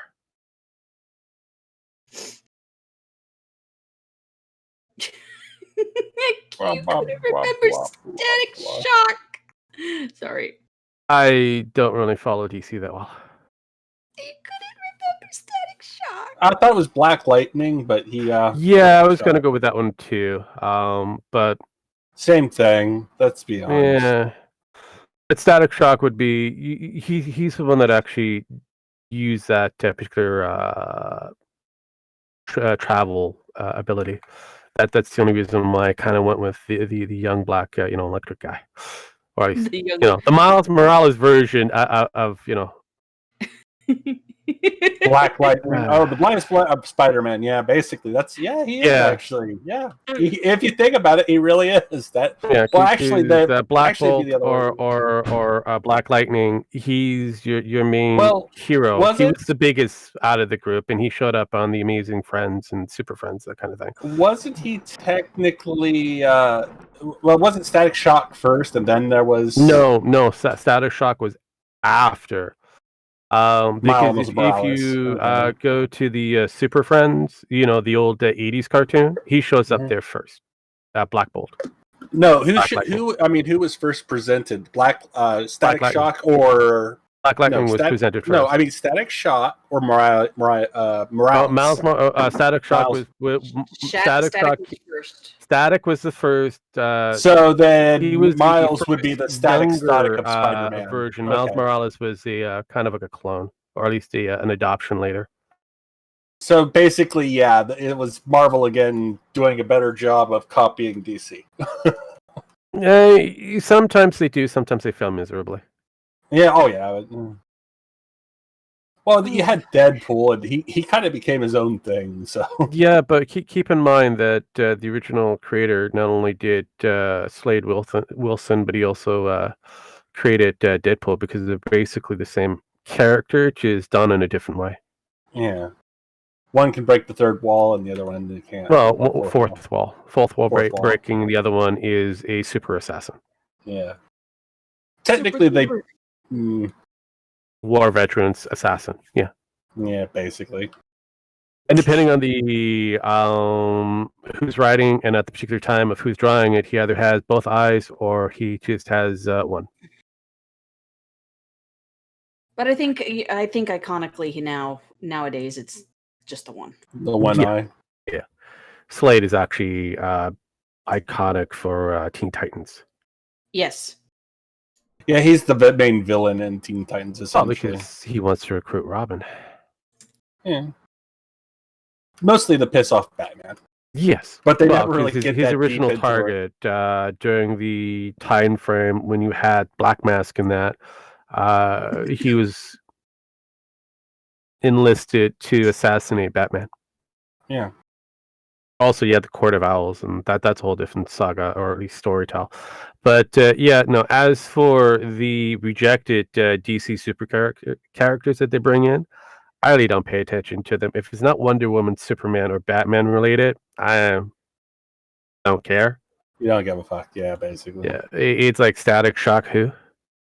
For me, it's just the little kid who is pretending to be a lightning kid. Speaking of DC, did anyone else hear that they're going to make the Flash movie? Actually, I'm curious on how they're going to do it. People, I don't know how they're going to get.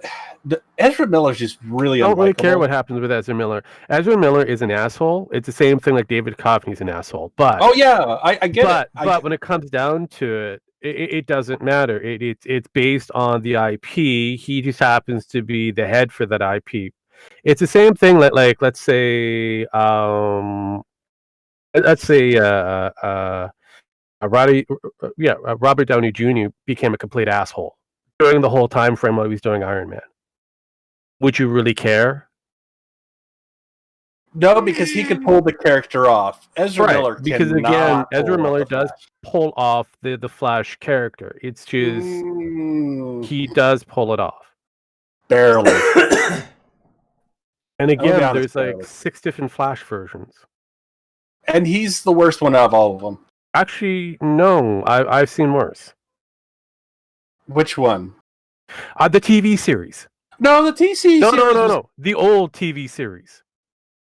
No, the old TV series, I know which one you're talking about, was fine. No, the writing was shit. Series, the writing was that shit. was the one that was done in the 90s. Yes, I know. I like that. And that's the one that had a very shitty actor who was buffed playing Flash. No, they had a shitty script with very shitty with lots of shitty actors, but it wasn't just they had the rubber suit and everything. Yeah. Oh god, the suit was. I thought it was a scuba suit. This way. When it comes down to it, in comparative of who we've got, he's fine. In comparative what we've seen. Compared to the cartoony shit.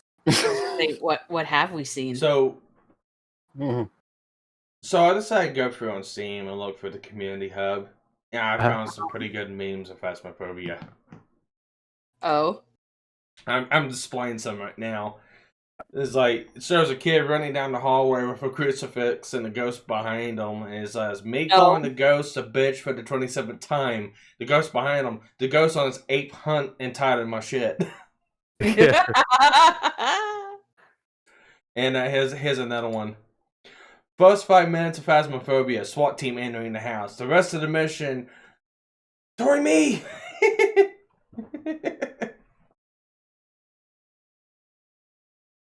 Because you pissed it off. That's why. Yeah.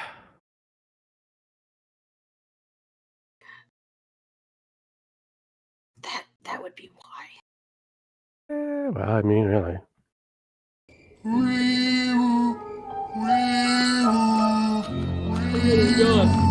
don't want to yawn. Well, you did, so. I didn't want to yawn, man. Oh, you did, and that's it. So. I Too did. bad. You're old. You're getting Wow, old. that is funny. Hmm? Yeah, Nani? I can't shit.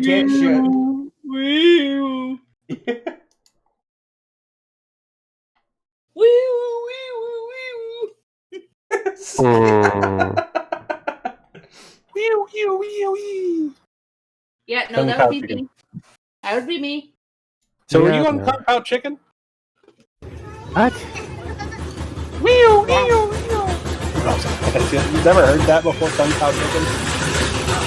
Where she's running around. You've never heard that? My reaction when the ghost goes into hunting and locks me inside with it. It's like... Let me out! Yeah, no. What? Pretty much. That's everybody's reaction going, oh shit. Actually, my first, because the first time that I experienced that, I'm like going, what's going on? And then the chat was like going, run. I'm like going, where? Where am I supposed to run to? It's like...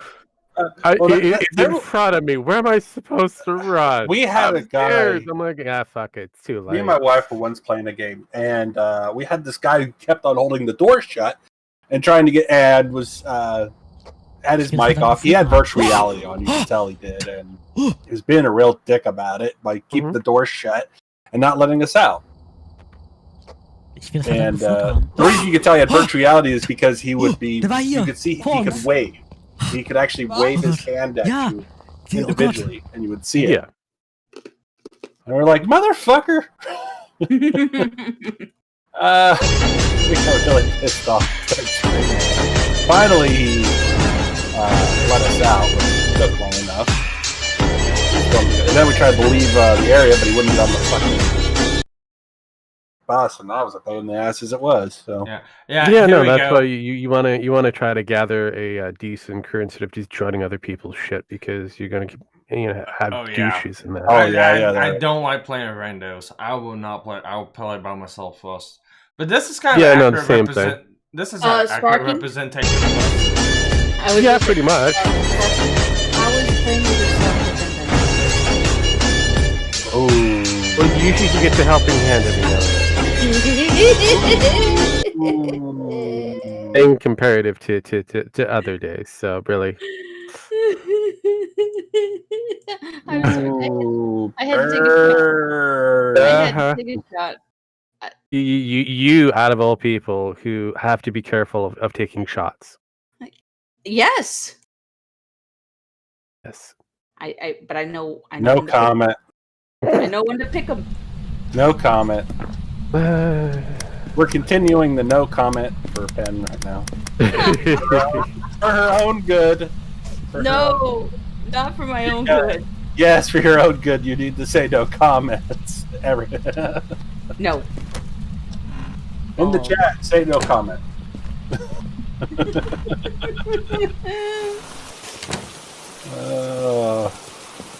I think. Yeah, I know.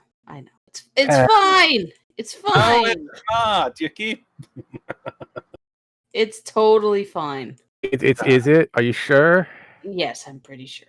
You're pretty sure, not completely sure. There's 89%, 98%. I'm sorry, I'm dyslexic.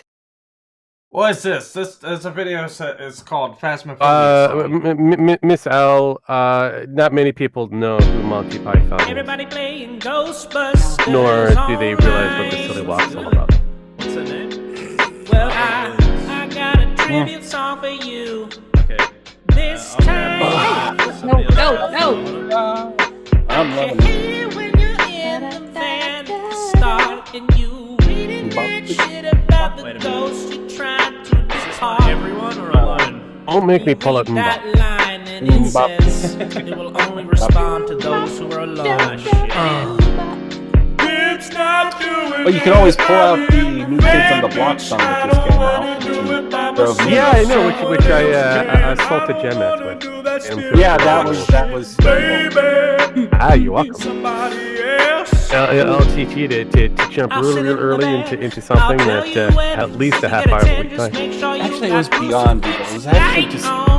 That was fucking. That goes against the Cubic thing. You know, I tell them this all the time, that whenever I'm playing music, it really distorts them. Nobody can hear them, but they don't listen to me. I don't even know that you're playing music because I don't fucking hear it. I can't show it. It's on Steam. So there's that. So getting back to Owl's question or comment, due to the fact that we have a rude host. Yes, not many people know who Monty Python is, let alone their silly walks. Which one of us is the rude one? Hey, That'd be the one in red. Hey, I did say listen to this on stream. So, I can't help if nobody listens. I'm sorry, what? I didn't even hear him say listen to this on stream. You're welcome, Sparky. Where's the ghost, Geo? It's behind you. It's behind you.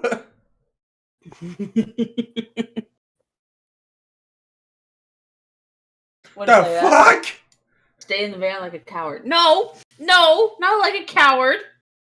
What in the fuck? Not like a coward. Like somebody who is in charge of managing everybody else's health Death. or death. Yeah. Mostly their death. The feet glitching through the floor. Yes. Those happen, unfortunately. Especially after the person has died. Your sprite will glitch through everything. In one case, it looks like you're stuck in a glory hole. Yeah, it has a unique way of ragdolling yourself in the actual environment. So what kind of a fucking mod did they use for this?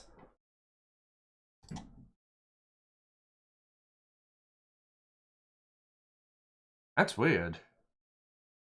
Hmm.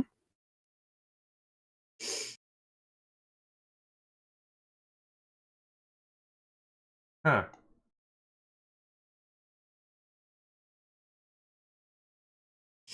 It's not hard to bring in more entities in there. You can go in the background because they are using Unity.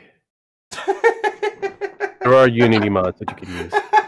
Oh yeah, those are the lobbies that are like 50 plus. That takes a little bit of modding there. Yeah. Mm-hmm. Oh yeah, this picture right here. Which one?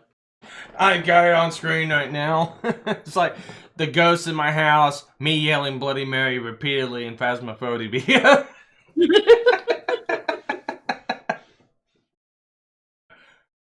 We've done that. Yeah, no, I stand in front of the mirror, Bloody Mary 5 times.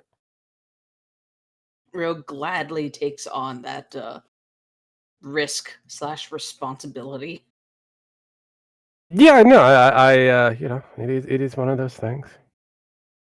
There you go, Pan. This can relate to you. Can it? Will it? Stop taking my lines there, Rogue.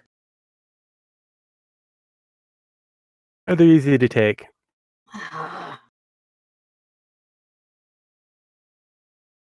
Which one? I've got We it on gotta screen wait. right now. No, you don't. Oh. Yes. Oh. Yeah, if you go to the other one, Yeah, you'll be you able to turned see off it. your Let me thing. just shut the frack up yelling so they can sleep. Yes! Yes!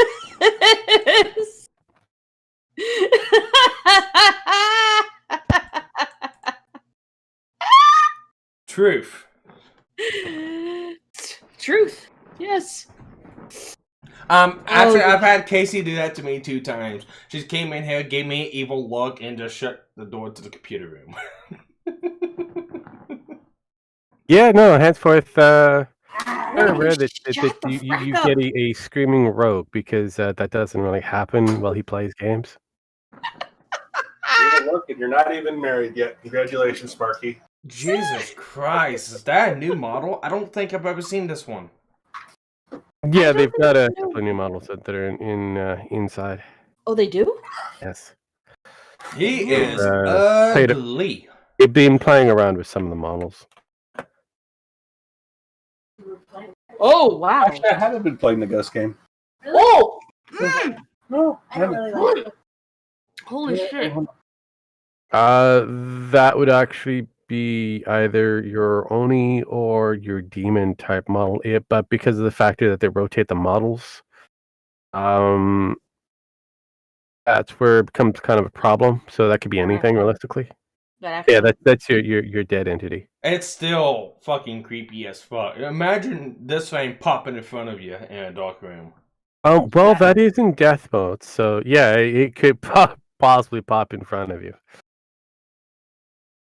That is actually making me cringe. No, it you know, yeah, unless it's asking for a big wet kiss. I mean, now I've seen this model. I've seen this model a couple different times. No. That's actually making me cringe really bad. Like, how so? Just you know, just cringe. Just a bit of It's cringe. almost like you've seen a dead body that way before, Pan. I don't know, but it's freaking me out, man. When was that posted? It doesn't tell me when that was posted. I kind of want to play now. Rogue's like, ugh. Fine. You know, you only have to twist my arm just slightly this time. Actually, no. Every time I've been in chat with him, it's like, I feel like playing Phasmophobia. It's like, let me close out everything I'm doing. I'll hop in. Yeah, pretty much. And it's like, I didn't say you had to play with me. It's like, oh, no. I'm closing everything out just for you so you can play. And it's like, I said, I was just saying, I just want to play. Oh, no, I've already got the game fired up now. Yeah, no, I've already fired up the game, so there you go. Well, there you go, Sparky. You have your own personal in-game chauffeur. Pretty much. No, I actually like playing with Rogue. I feel like I'm a butler. He brings the equipment. I play the guinea pig. Pretty much until, you know, Well, I'm like going, I need to see this. I mean, And then at the some door point, closes. Yeah. At some point, you know, somebody needs to take over being the guinea pig. I got tired of being Rogue's guinea pig after a while. Rogue knows how to be his own guinea pig. Henceforth, why he is able to push you guys in front of the giant wheel of death. That's why I got the good video. I've got to get that posted online. I've got to get it posted on YouTube so it can be shared around. But that's why I got the good little video of, I'm dumb. It's like, what do you mean you're dumb? You go inside? Yes, I'm inside. And all of a sudden the door closes. It's like, oh shit. Because I said I'm gonna be dumb, and you're like, "What do you mean?" I'm like, "I'm dumb," and then he asked the question. By that time frame, I was already down the flight of stairs in the actual basement area, and I was beelining to where they had the lockers, because it's got that long hallway at the end where you have the workbench, and then you have the 2 lockers at the end of it where the refrigerator is, and then there's the storage room, and the entity was kind of haunting around there, and all of a sudden, after Sparky asked me, "Are you inside?" and I'm going, "Yeah." The lights were flashing at the time frame, and I was beelining towards the actual locker door. I swing a thing open, swing it closed, and he's like, "It's gone up to," and then it died, and then I was just sitting there, just watching the light flash. Just Here comes my inevitable death. Kinda. I was listening to actually it's stomping around. I'm like going, okay, if I open up now, I'm dead. And see, the thing was, is we needed to get a spirit box reading, and yes, it never went off. The spirit box never went off, and we were thinking it was something else that ended up being a phantom, and when we found out it was a phantom, I was like, oh my god, we should have been dead. Yeah, a couple of try to times. clip through because certain entities are able to go through everything, like through walls and that. I should have been dead in that locker. And it would be we survived. That's for sure. We survived 10 hunt modes in that house. Yeah, with a phantom. How the fuck did you manage that? I have no idea. But that was our first. It was his first professional mission, and it was my first professional mission, and it was straight from the fucking get-go. It's like, well, sometimes if you're very quiet and you turn off your light, it will give you. You can do that, or sometimes it works. Doesn't always work that way. Yeah. Well, you see, here's the thing, and here's another thing I'm wondering about too. When you're dead, there's no doors. You can't go in and out of doors, which makes me wonder: does the ghost interpret doors? I don't think it does. Yeah, I was gonna say you can see the ghost. I mean, the ghost opens and closes doors whenever you're alive. You can see it open doors, you can see it close doors. But every other time, you see it clip through the door to come at you. I really think that in the ghost world, what we are able to see behind the scenes is exactly the terrain that it actually traverses through. The doors are a separate entity that is scripted. So hiding in a room is technically, I would say, virtually useless. I mean, hiding out of sight, because it is perceived in the menu and probably in game. If the ghost can't see you, it moves slower. Yeah. So, I mean, it might be one of those, you have to be out of ghost's sight. Hiding behind a door and hiding in a locker, probably not, because I think you can still see. I'm not too sure. I haven't been dead in that particular house to give you an idea if the lockers have an actual visible door. Oh, I'm sorry. Rogue is like, I haven't been dead. In that house. In that particular house. That particular house. I know, it's just, I haven't. I've been dead in a lot of different areas, and I have not been dead in a school, and I have not been dead in the what is it? That particular house. What is that house? Edgewood? Might be Edge. It might be Edge. Edgewood. Something. It's a 2-story with a basement.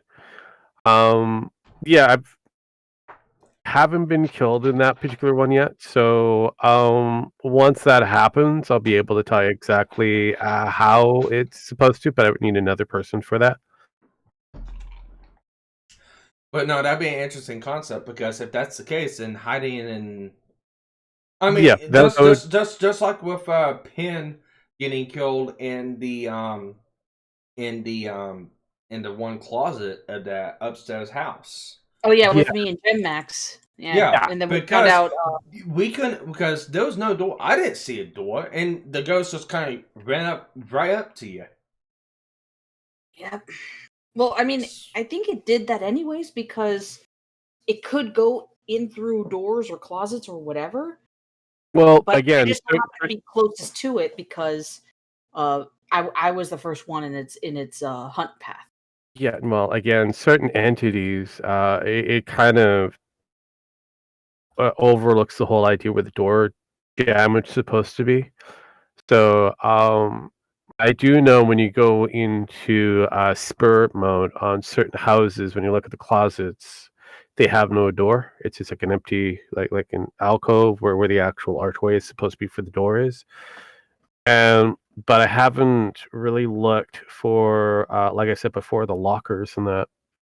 That would be fascinating if the lockers are doorless as well, which would also give me another head scratching moment for that incident of me being dumb, like going, how the fuck did I not die if it was supposed to be in that area? So I really want to know more about the entity's cone of vision, what it actually can perceive as what's in front of it, or if there's a distance, like a range. Probably, most likely. Like, I got pulled up now. Let me drop that and share my screen. I think we looked at this one before. Open the door, Jim Max. It's open. I'm not seeing nothing yet. Alright. I've got it live in Discord if you want to jump in. Yeah, no, I was reading something. I'll be there in a moment. Continue. Alright. Pin, Yes, Sparky. you want to jump in? Yeah. No, she doesn't want to jump in because every time she jumps in, she gets wet. Yeah. And you know how girls don't like being wet all the time. Alright, so. Something about their hair. I'm going back upstairs real quick. The door closed. Shit. It's coming for us. Shit. Alright. Going upstairs. That is me.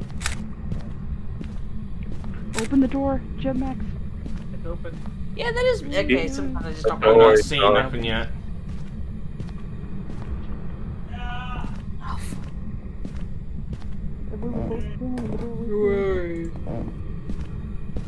I'm in the closet. Just let me know. I'm in the closet. Let me know when it's stopped. Yeah, I just seen you. It stopped. Oh, nope. It went back to... EMF's going off downstairs.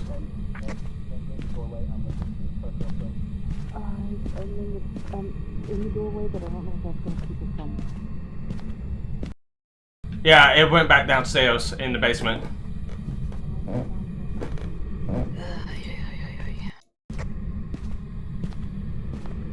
Funny thing is, I was downstairs in the basement. I checked if there's any orbs.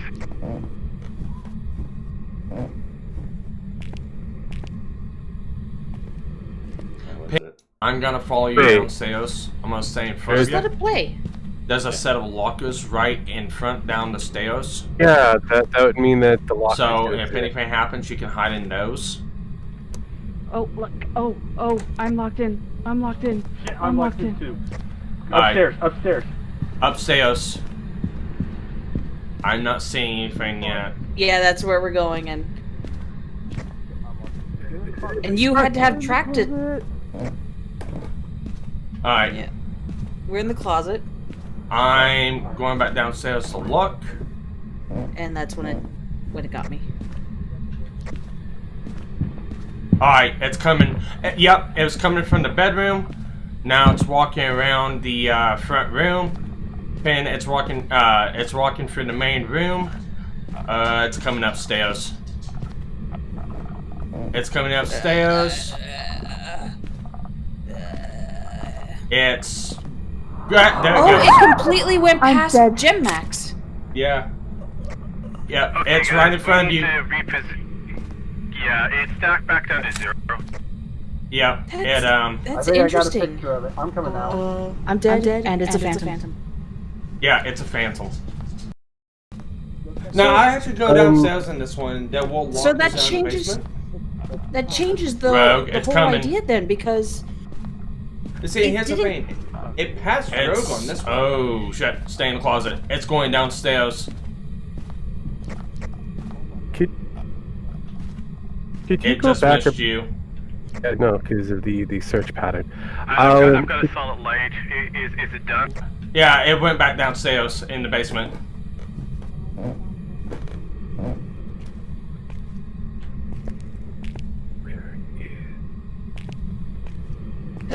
excuse me. I'm coming back.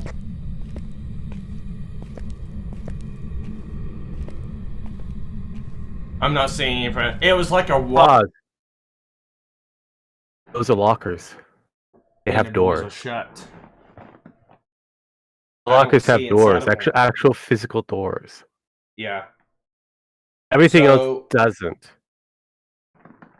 Oh, so hiding in the closet means nothing.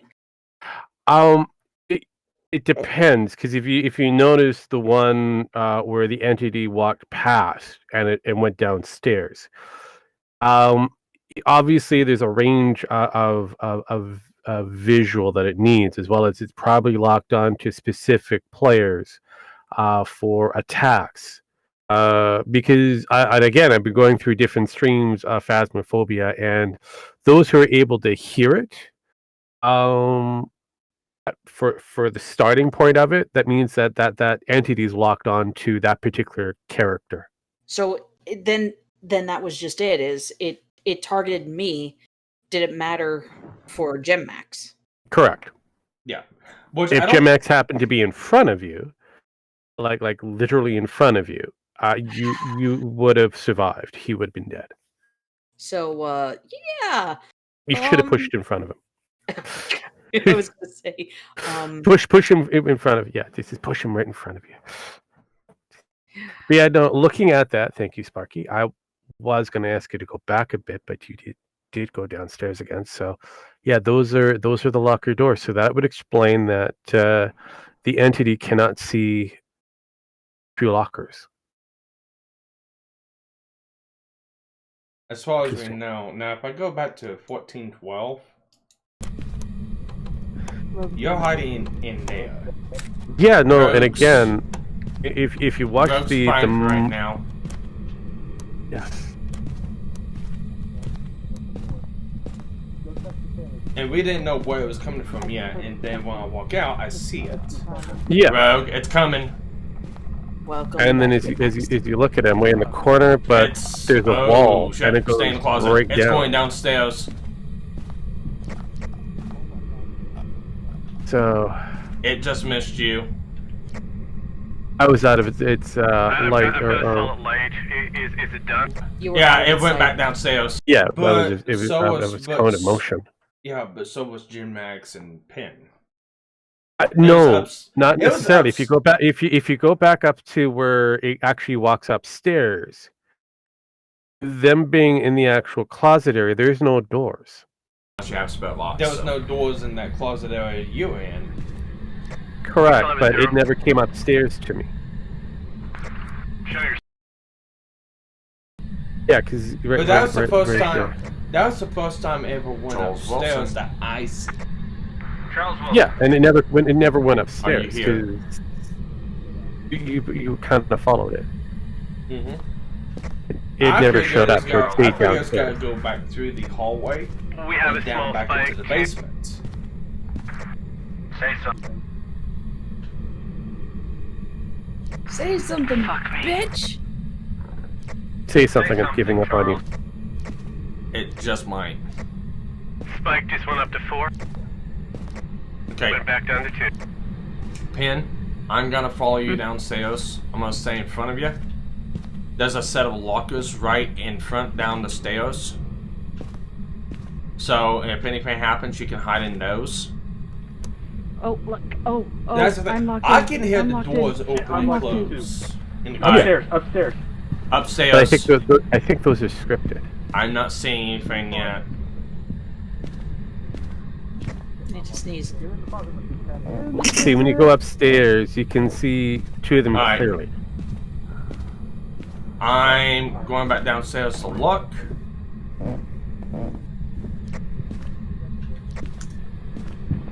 Alright, it's coming. Yep, it was coming from the bedroom. Now it's walking around the front room. Then it's walking through the main room. It's coming upstairs. It's coming upstairs. It's right there it goes. Also sticking out of the closet. Dead. I was not. Yep, it's right in front of you. Closet, but yeah, it's stacked back down to 0. Yeah. Yeah. So as you can see, it actually. I'm dead, and it's a phantom. Yeah, it's It's coming upstairs. Yeah, watch this. Let me slow it down.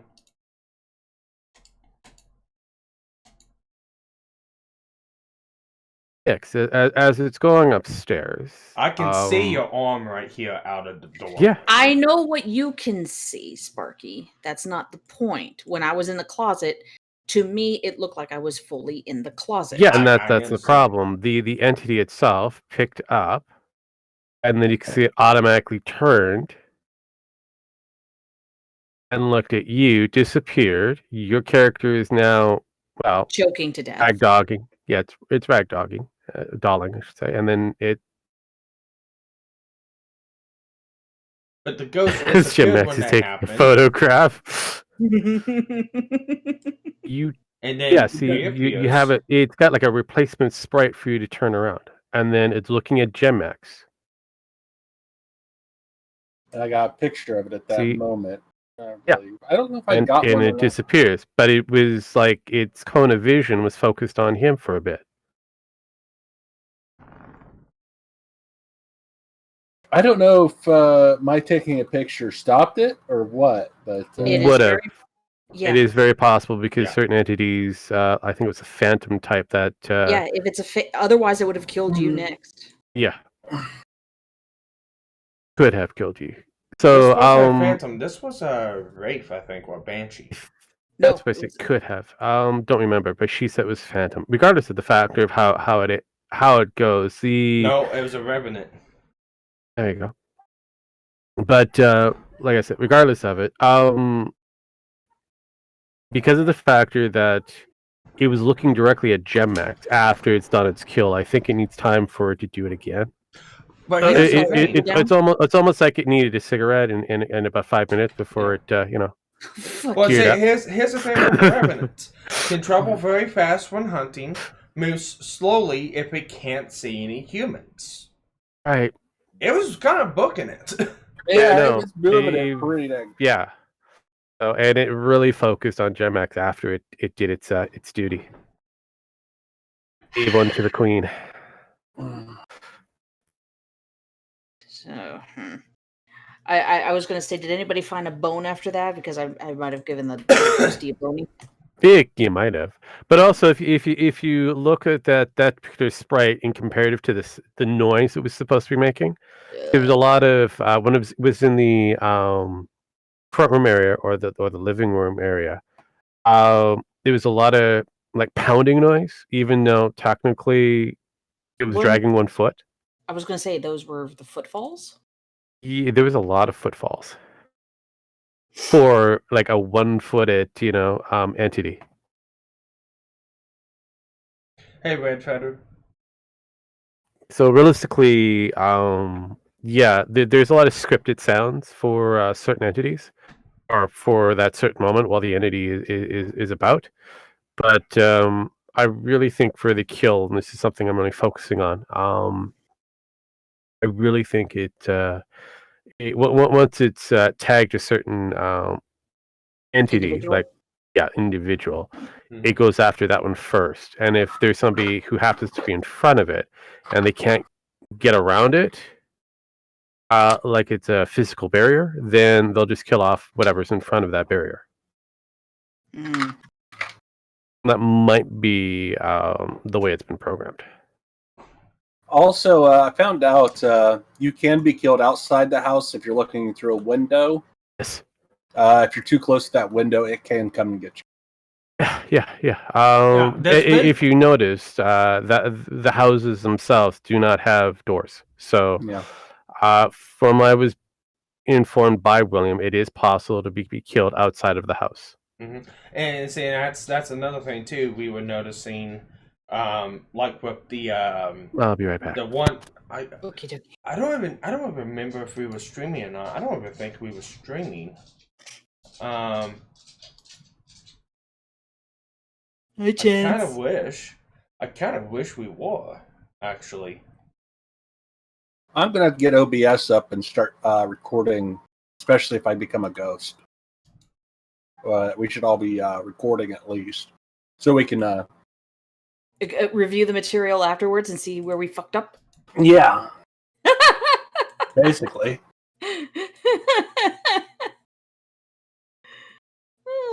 It wouldn't be a bad idea. No, it wouldn't be a bad idea. Mm-hmm.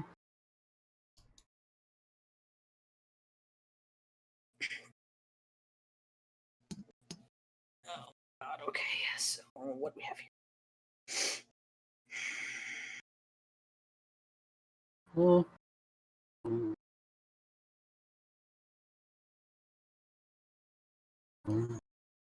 Oh, fuck.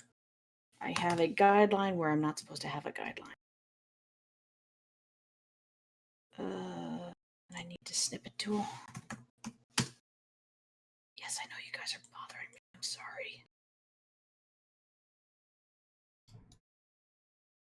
Copy. Can you tell I'm doing some freelance work? Oh, Rogue. Rogue. I found we were Rogue streaming. stepped away for a second.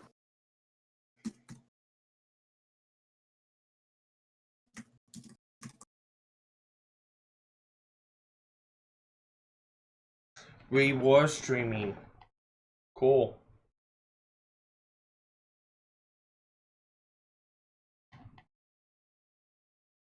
So let me go ahead and play this.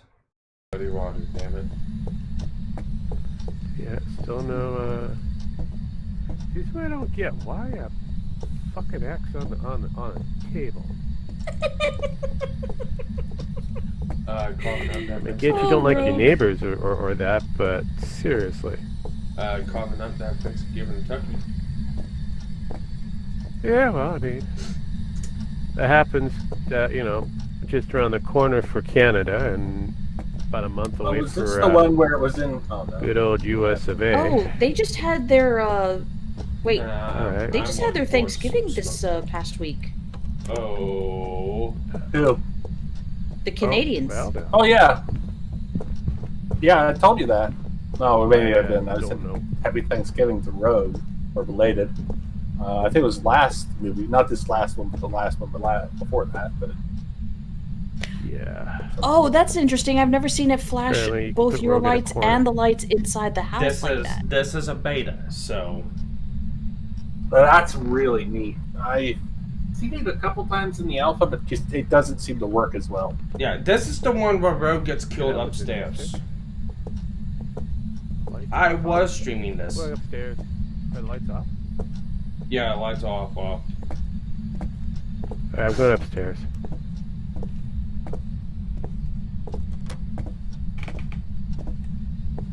Yeah, doors open.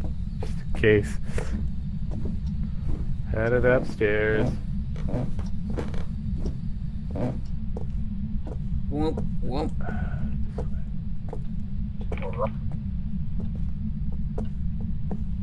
Nope. I do. They do. The sounds on this are just dead on. It's green. We should have lights. Yeah, we do. Just a little too real there, though. I think you know what? It works. It does what it's supposed to do. if the game were just the movement of the people in the game were just a little bit more convincing. Yeah, and you could actually like move fairly quick versus dead crawl span. Right? And see, and got Rogue right there. But see, you heard the noises too of the. I heard it, but I never seen it. I saw it, but didn't know where it was coming from. Yeah. And then Sparky's like, "I'm fuck this shit. I'm out." Mm-hmm. But if you notice the way how the when you go into kill mode, you get turned around.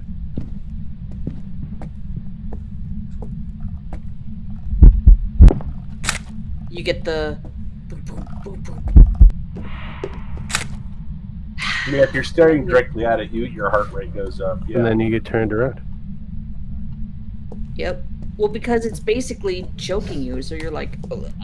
Yeah, but it could be choked from that position. You don't have to be turned around in order to ragdoll. True. I'm not disputing that. No, and I just think it's fascinating how they do that.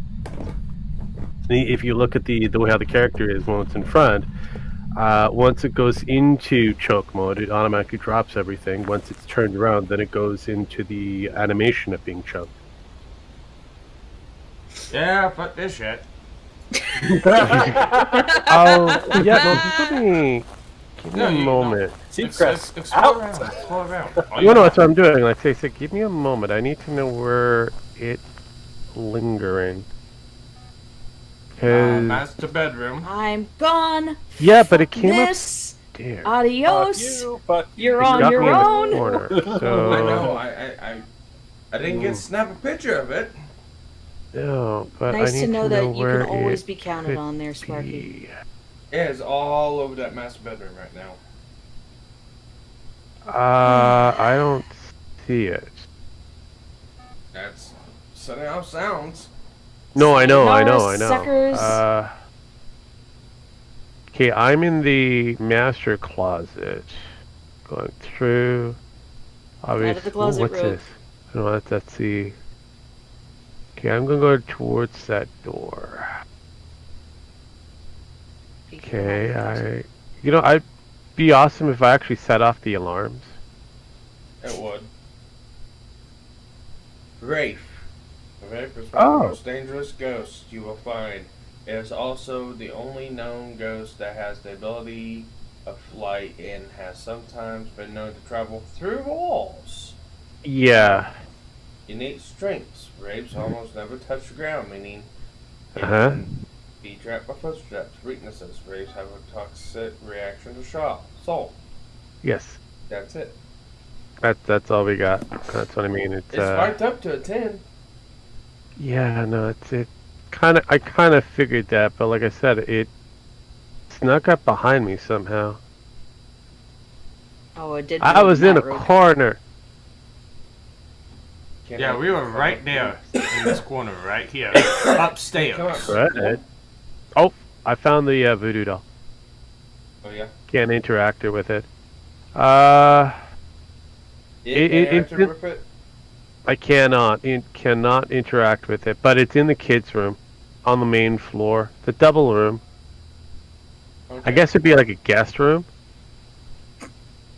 It's adjacent to where the haunting is supposed to be. Okay. That is hilarious. We missed it. Yep. It was right underneath our noses. I'm in the bathroom. Apparently I can't go poop. What is that?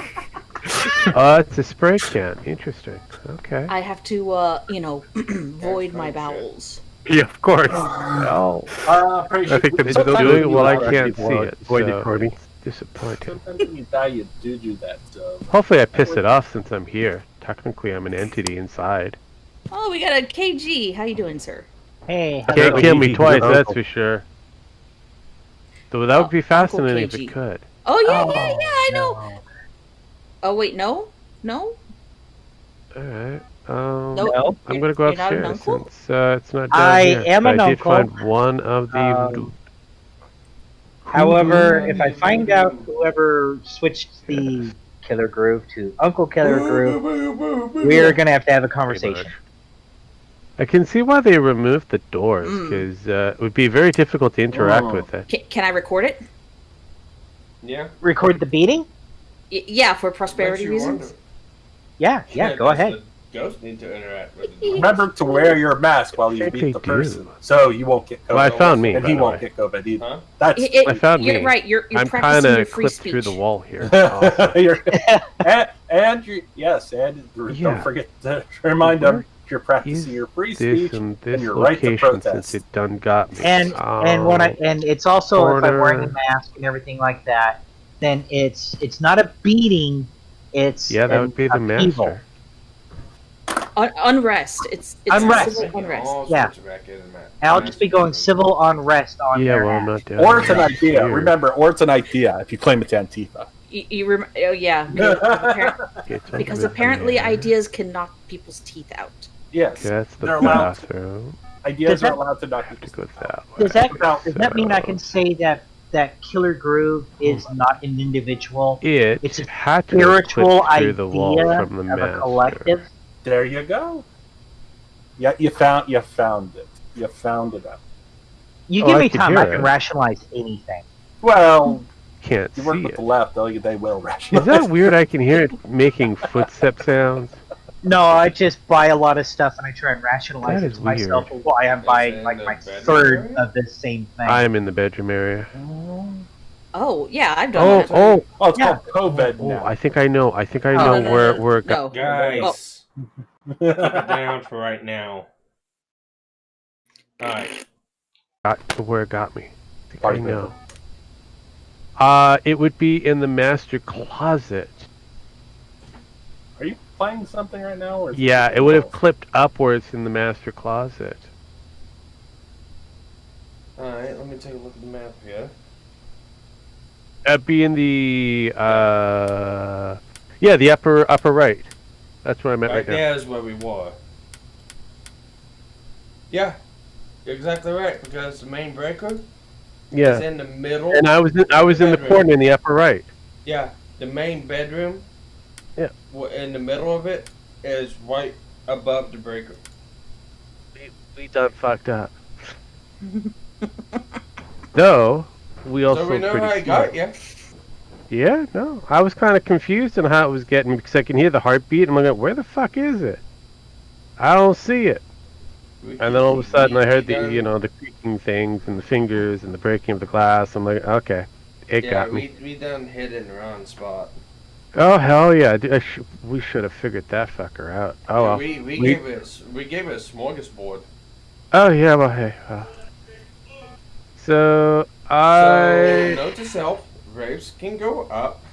Yeah, apparently they can go up. I'm coming back towards the truck. Okay. Okay. Yeah, apparently entities know how to use elevators. Yeah. But what's up, KG? I have thrown my hands up and decided that I am done being an adult for right now. Cool. I thought you gave that up a long time ago yeah, after and the KG. marriage went south. Yeah, and KG, just a little FYI, there's only 2 people in the Discord that can change names, and that is myself and Captain Hook. And I guarantee you Captain Hook's not the one that did it, so... Hi. Yeah, I figured you dick.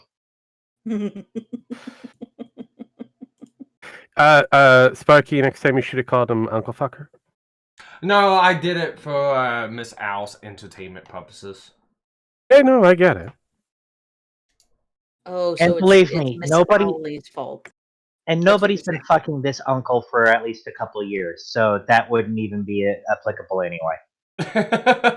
No, you fuck your uncle. So are Uncle you trying to go South Park with Uncle Fucker? Yes! I know what he's trying to do, I'm just denying it. Unless referring to me as an uncle fucker just means I beat off a lot. Acceptance is the only way to get through this. Yes. Don't worry, by the time we record again, I will change your name back. Maybe. Maybe. No, I will. Remember. If you remember. I've got to. Why do you have to? So, because I don't want to explain that in fucking Anime Watch Club. Okay. Because every time his name's been Keller Groove, I'm not gonna explain why it's Uncle KG now. Yeah, but again, wouldn't that just be kind of part of the lore? No. It's allowed to be the lore. The lore racks? Yeah. So, KG, do you want to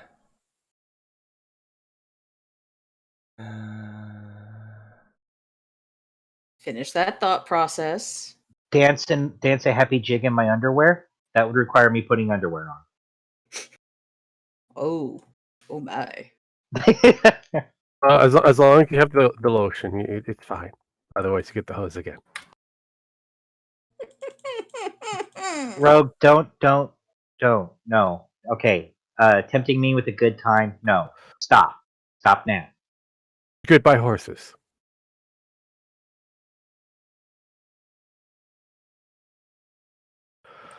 Yeah. I mean, it's better than you sitting yourself in front of the mirror, dolling yourself up, asking, "Would you fuck me?" Okay, so I've got to do some edits to Saga of Tongue and Evil episode 2 because no, you have to do edits. they disputed the claim, saying no, this is our IP you're showing in our show. Is like, okay, fuckers. Well, okay then. Shut your fucking face, Uncle Fucker. Sorry. So that God, that's stuck in my head. I'm sorry. It's catchy too. Yes, it is. I had the soundtrack to that, and I got to the point that my buddies were like, "If you play that again, I'm going to fucking kill you." So guess who kept getting to play again? But that is the only video that has been affected. Is episode 2 of Saga of Tongue and Evil. Obviously, there's something there that it didn't like. Yeah. Yeah, it's seen audio and visuals, which I don't understand how. Because none of the other ones have done that. Probably a particular song or Yeah, who knows? I mean, I could be an asshole and I could say it was John Swan, but Yeah. Oh no! Here's a good thing with good one with John Swan, old Swanee boy. There, he put out an article stating how to get out of copyright claims, how to get out of stuff like that, and then at the very bottom notes and says this: that major corporations will never file a lawsuit against a individual YouTuber because they fear backlash from publicity. Where's that lawsuit at, John Swan? Dumbass. It could have come to that it could have come to that realization after the fact. Because he still hasn't corrected his fucking false statements. Then, so there's still that.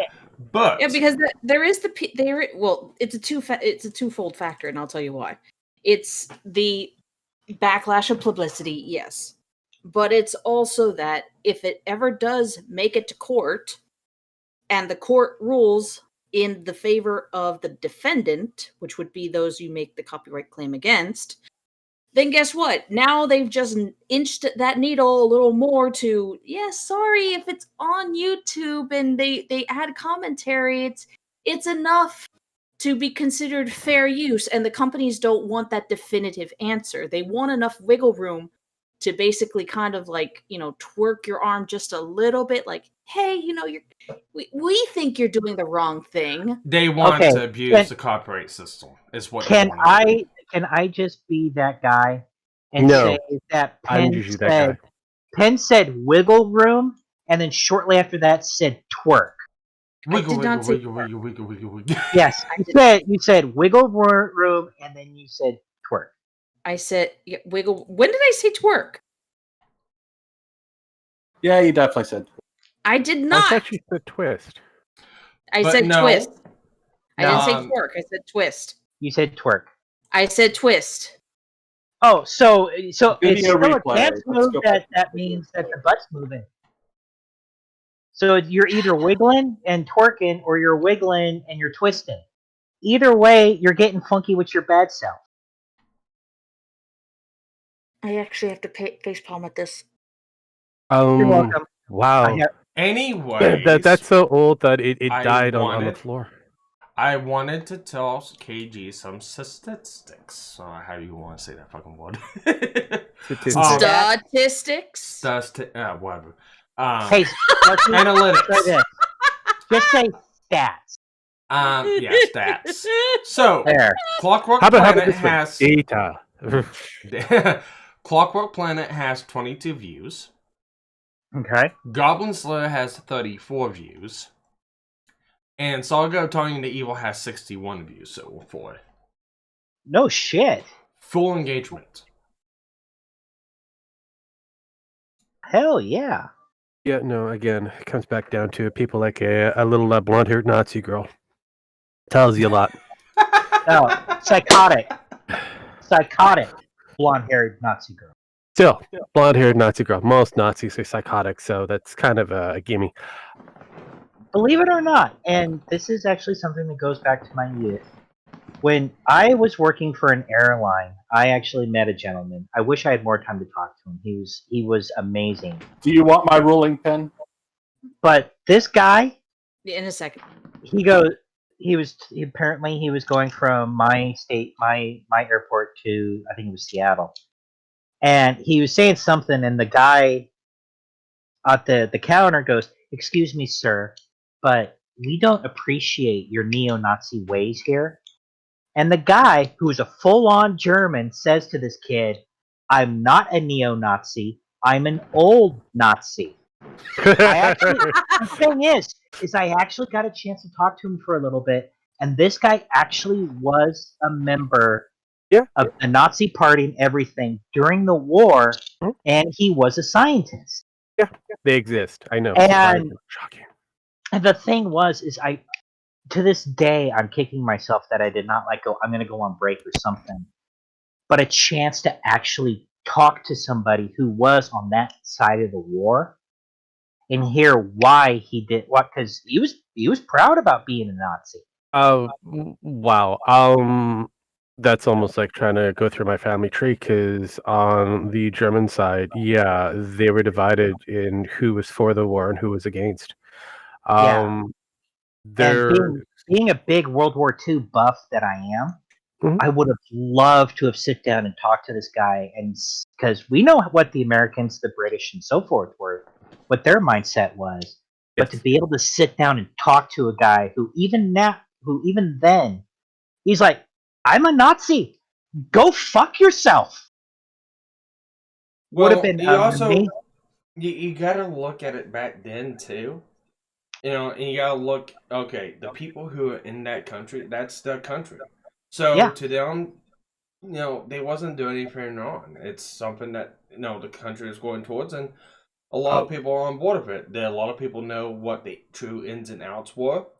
No, actually, back in the wartime effort, a lot of that stuff was kept from the public. Yes, even the public perception for Nazism, especially during that one, was a requirement. Nationalism was a massive need during that time frame, because they were seeing a huge turnover for a lot of their workers and that money coming in, as well as the propaganda that was being levied to them through papers, radio, things like that. So pamphlets, Major League pamphlets. So where you would have saw something like cartoons and that being big on Disney, and to give you your American version of propaganda, the World War II cartoons and that. Germany had their own version. You guys were fucking pricks. You wanted to stop everything that was about them, and to betray all that it is to be German. All because of the fact of people who have stolen, land, money, and other forms of property from the German people. Yep. So yeah, it was just one of those, because I was like 19 at the time. But just during World War II. No, when I met. When I met. Yeah, I'm showing the age there, KG. Yeah, but it was just that. I would have just loved to have talked to him and see what, not almost only a living relic. Exactly, to find out how things really were for a scientist in that area, what kind of projects he worked on. Well, just to be able to pick that man's brain. Well, it's the science endeavor kind of went over the place for that one. But for certain members of family who do remember the time of the occupation, we'll call it that. There was a lot of inner circle stuff that was never given to even some of the actual armed, because you had two versions. You had those who were working alongside with the SS, and those who were just part of the actual army. Yeah, And you gotta remember too, and this is why it's like people forget history and don't really look back to look at it. A lot of people who were quote unquote Nazis, and that's such a subjective term too, because they looked at all of Germany as Nazis, and that's what it was. And well, keep in mind that remember who wins. They can restructure the history. So when Russia actually went in after, because they're the first ones to take over Germany, Berlin. They were the first ones to reconstruct everything. So all that basic history that we believe is official is under a Russian or a classic USSR propaganda. Yeah. Auschwitz may have not have been the proper version of Auschwitz because they may have removed a few things, added a few things. So because the American army, or at least the Allied army, did not go into Berlin until way after the communists decided to take up shop. You don't know. Yeah, well, what the actual... it's like with Albert Einstein. He was a scientist for Germany for the longest time. Austrian, he was an Austrian scientist. Yeah. He, and technically, you could look at it. He was with the Nazi party for a time. Yeah, he fled because of the factor that he had Jewish heritage. Yeah. Yeah, he found out what was going on. They wasn't telling the public this. It wasn't known that, the gas chambers, killing Jews and stuff like that. It was not known to the public, and it was not made known to the public. Only the inner circle knew that. So, and that's why a lot of people fucking forget, too. Is like a lot of shit was kept from the people. So, yeah, they were supporting National Socialism, but didn't understand what that was going towards. Kind of sounds like our current situation with Antifa. Exactly. Not necessarily. Antifa. Antifa is fascist.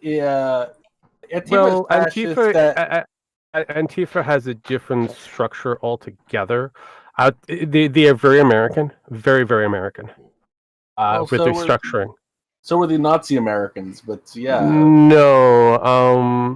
Again, when you kind of compare Nazi during World War II time frame, the structure was a little different. It was actually 4 different pillars that you actually you were a member of before you got more of the inner kind of workings. Whereas Antifa itself, or even BLM, they have one structure, one pillar. Is it SALT? No, I wish it was. But it is one pillar. It's a small group of guerrillas that go in, an insurgent, to create a front line of randos. So those are they're utilizing the Korean type wars or Vietnam War strategy. That's what they're utilizing. They're using that particular strategy, creating an incursion with the public in believing that they're doing good when actuality they're just a front for the real operation. So then when the people who are supposed to be conducting law and order or whatever strike, they don't know who's the bad guy and who's the good guy. Yeah. Whereas the Nazi pillar was way different. You knew who was the bad guy and who was the good guy. Okay, before I forget this, I'm going to make a ruling on what Penn said. It was... No one cares about what Penn said. I care about what Penn said. At the end of the day, it doesn't matter. It matters to me. Then you can have that conversation outside with Jim X. Realistically, retreading something that most of us have moved on, subject-wise, I don't think it's wise. Because you're doing what you're doing now. No wonder you want to move on. It's like you don't want a ruling. God damn it. Regardless, my point with the whole thing is this. I'll defend Germany and defend old Germany to this day because a lot of people didn't know what was going on. Wait. That was not part of that was not what the conversation was there, Sparks. Actually, that was part of the conversation. The whole... No! Don't you guys remember the ruling itself was about the copyright? that we were Don't talking care. about. Really, we've moved on from that. You've moved on from it. No, you're the only one, and GemX seems to be the only one that's focused on it. The rest of us has moved on. Well, interesting thing to the military people It's in here. You guys know who Claire Chenault is? No. Tell me later, Jim X. Because Do you know who the Flying Tigers were in World War No. II? Is that a yes, Rogue? Yes. Okay, Claire Chenault was the head of the Flying Tigers during World War II. They used P-40 Warhawks. They were actually a mercenary air force that worked for China to fight against the Japanese. China. When I worked at out at Dulles, Would that question? Would that be Mao's China, or would that be the other one who was also pretty bad, who eventually had to degrade himself to Taiwan? that was during the reign of Chiang Kai-shek. Okay, thank you. Then this may just be me being all giddy and fanboyish, but I actually had an opportunity to talk to Claire Chenault's grandson. Nice. And just one of those things I thought it was kind of cool. Because I've read the books, I've seen the movies and all that, the Flying Tigers, but to actually have a chance to have a conversation with somebody who knew the man was fascinating. It is fascinating when you talk to people, or at least those who survived that moment in history, whether it be World War I or World War II, just to listen to their take on it, even from what is considered the Jewish side. Not all Jews agreed that Adolf was doing it completely wrong. I mean, I had an uncle who actually flew in World War II and was shot down and was forced to work with the French resistance until they could get him out. Yeah, it's a fascinating piece of time that most people have forgotten so far. It's because realistically, the winners have restructured history, and instead of just telling it, they just decided, hey, you know what? It doesn't matter. We won. And if they do remember it, it's a you mean very like you did romanticized. just now, Rogue? You mean just like just now, the winner restructuring? Don't care. Oh, are you still going back to the rolling? All right, time out. All right, Penn, what was the rolling? Gem Max is the one that has it. Penn said twerk. Penn said twerk. I did not say twerk. It was you twist. did twerk the arm. You said twerk the arm. Twist the arm. No, you said twerk. It's literally twerk. I can see this is the reason of why I said to shut the fuck up. I did. I did. I hadn't said anything since you guys asked. It was twerk. I can show you the video if you'd like. I got it set there still. So just to make things set and rock solid now with that ruling, Penn apparently has a shaking her butt fetish that she's wanting to share with the rest of us, but she doesn't know how to express it because we're twisting and we're wiggling and we're twerking. Penn, do you need to do a twerking butt shake video for us? No. Okay. Because this is a safe place. You can do that here. Fuck you. Just make sure you turn your camera on. Lead me not to temptation, okay? What was that? I said lead me not to temptation. With me, that's actually not that difficult, so you're fine. Are you trying to say that you're tempting, or that you could easily tempt? No. Now, I'm going to go ahead and segue and go to Rogue. Because Rogue I know Rogue might want to talk about this, but the whole Hunter Biden thing. Rogue actually just got up from the computer for a moment, so you'll have to wait until he gets back. Oh, damn it. We can talk about the pipes while we can talk about... Okay, it wasn't a crack pipe, by the way. Turns out that story was false. It was a meth pipe. But still.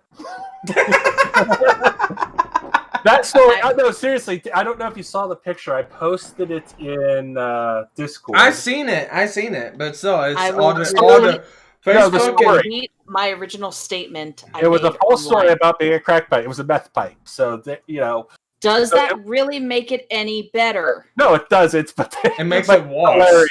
It makes it hilarious, really. The fact that they corrected it and saying, "Oh no, it wasn't a crack pipe. No, that was a meth pipe." But it's still being counted as like false news or fake news, and it's like, no, it's not. No, it's not. It is, but it isn't. It was drugs. It's 2016 all over again. First, it was the whole fucking email thing about Benghazi and Hillary Clinton and Comey coming out and saying stuff like around the same time of the last election. Now this time, the whole fucking shit with Hunter Biden. And it's like, oh my god, can the Dems just not fuck up? Is it impossible for them not to fuck up? Yeah. They are so concerned about trying to get one up on the Republicans and the moderates at this point that no, they can't. It is literally mentally impossible for them. Hilarious. It's fucking hilarious. And I've seen a lot of people. Louis Rossman even touched up on this a little bit about, because I guess it was at a MacBook repair store, facility somewhere in. I just Colorado. have one major thing to say. Go ahead. Make sure everybody's able to listen to me. Yes. I'm eating chicken. Barbecue. A black man eating chicken. Fried. I was gonna say, I think Rogue's doing the Leroy Jenkins thing, where he's like, at least you got chicken. But no, I was gonna ask you before you walked away, Rogue. You want to talk about the Hunter Biden thing? I fine, whatever. I'm eating chicken mashed potatoes, so that's some corn too. With gravy. So you talk away while I eat. I'll be behind my chicken. Oh, kinky.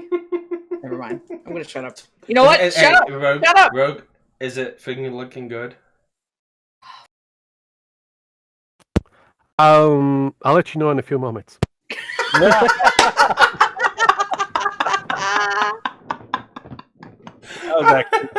answer. Now, Steve Harvey's off in the back. Louis Rossman touched on this a little bit, because a lot of people say it's hacked information. Technically, no, because we even got this policy at the repair shop I walk in. When you come in to have something repaired, you sign a contract. And that contract is, we will complete the repairs as requested. We will let you know a quote, and if you want to go ahead with the repairs, you will let us know, and once we get them done, the amount due is pretty much all up front when we get done. So before you can get your device, or for us, your truck back, you must pay all up front, and then we will release it. You got 90 days. Yeah. You got 90 days to pay. And if you don't pay, then we can go through other methods and stuff like that. And a lot of places, they'll be fair. They'll try to take payments. They'll try to work with the customer and stuff like that. And sometimes it goes beyond that to about 6, 7, 8, 9 months down the road. But legally, you don't pay for that device within 90 days, you abandoned it. Yeah. And it's legit. Well, they're not even denying that it's his now, because they had they got their lawyer. They actually had their lawyer call up the guy. Rudy Giuliani. No, not Rudy Giuliani. Biden's lawyer. That lawyer. Yeah, that too. Their lawyers called the shop and requested, can we have the hard drive back if we pay for it now? Too late. It's out in the wind. It doesn't matter. Yeah, once you go past that 90-day period and you skip over that mark, it's no longer legally yours. You can pay 20 times the amount. You can say, I will pay you $1 million for that hard drive. They don't have to give it to you. It's now the shop's. Even the information on there is now within his privy to look at. And yes, anything that was on that computer. And that's the thing. With trucks, usually, and we've had this happen twice. Truck drivers come in, we fix the truck, and they refuse to pay. We keep the truck. We change all the locks.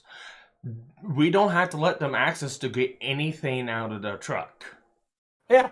They have a computer, they have DVDs, they have a TV, they have fancy stuff in the truck. It doesn't matter. It's the shops now. Oh, yeah, well, here's the fascinating thing. Trump's taxes were technically illegally they were They were illegally leaked. His stuff was illegally leaked. They never did this to Trump's taxes. They never did it. No. But this shit was actually technically attained legally, within legal means, within legal ability, but it's against terms of service. So no, it's not. Well, that's okay. the thing. It's not. Getting back to Trump's taxes, parts of his taxes were leaked out. That's the biggest one, not all of them.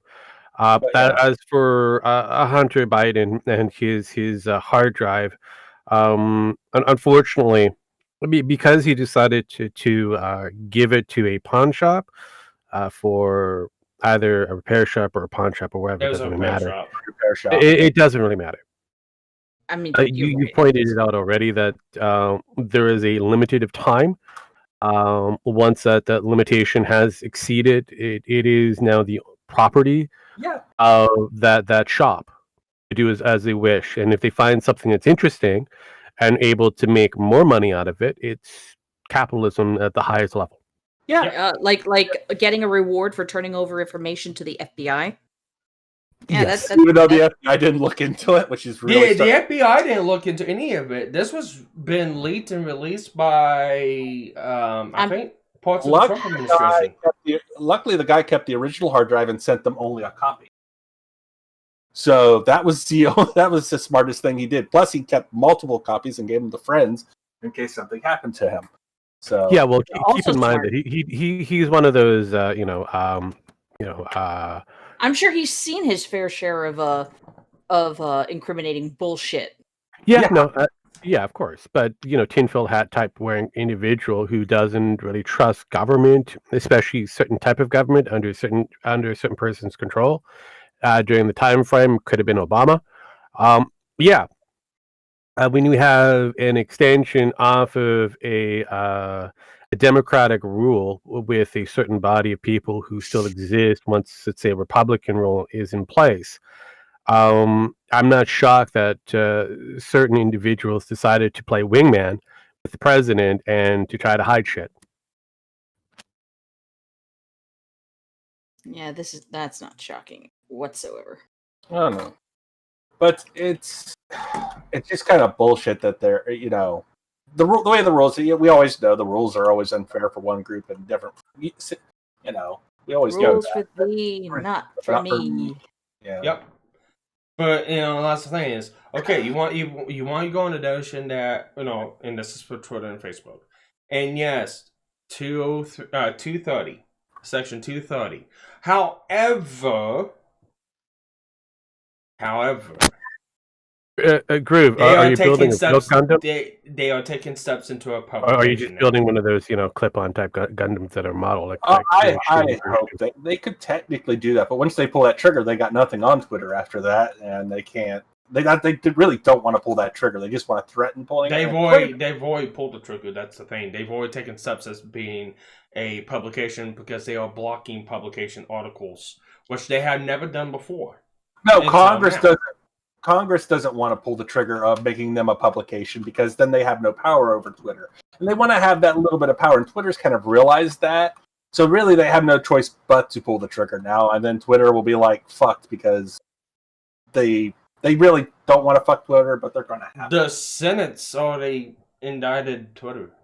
They've indicted them. They haven't really indicted them. They've subpoenaed them. There's a difference. Well, they're going forward with indictments. Excuse me. They subpoenaed them, and they're going to go forth. And this is actually opened up, and I've seen a couple of different YouTube lawyers talk about it. I think Viva Frey and Leonard French and Civil Law have talked about it.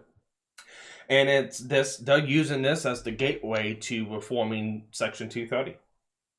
Yeah.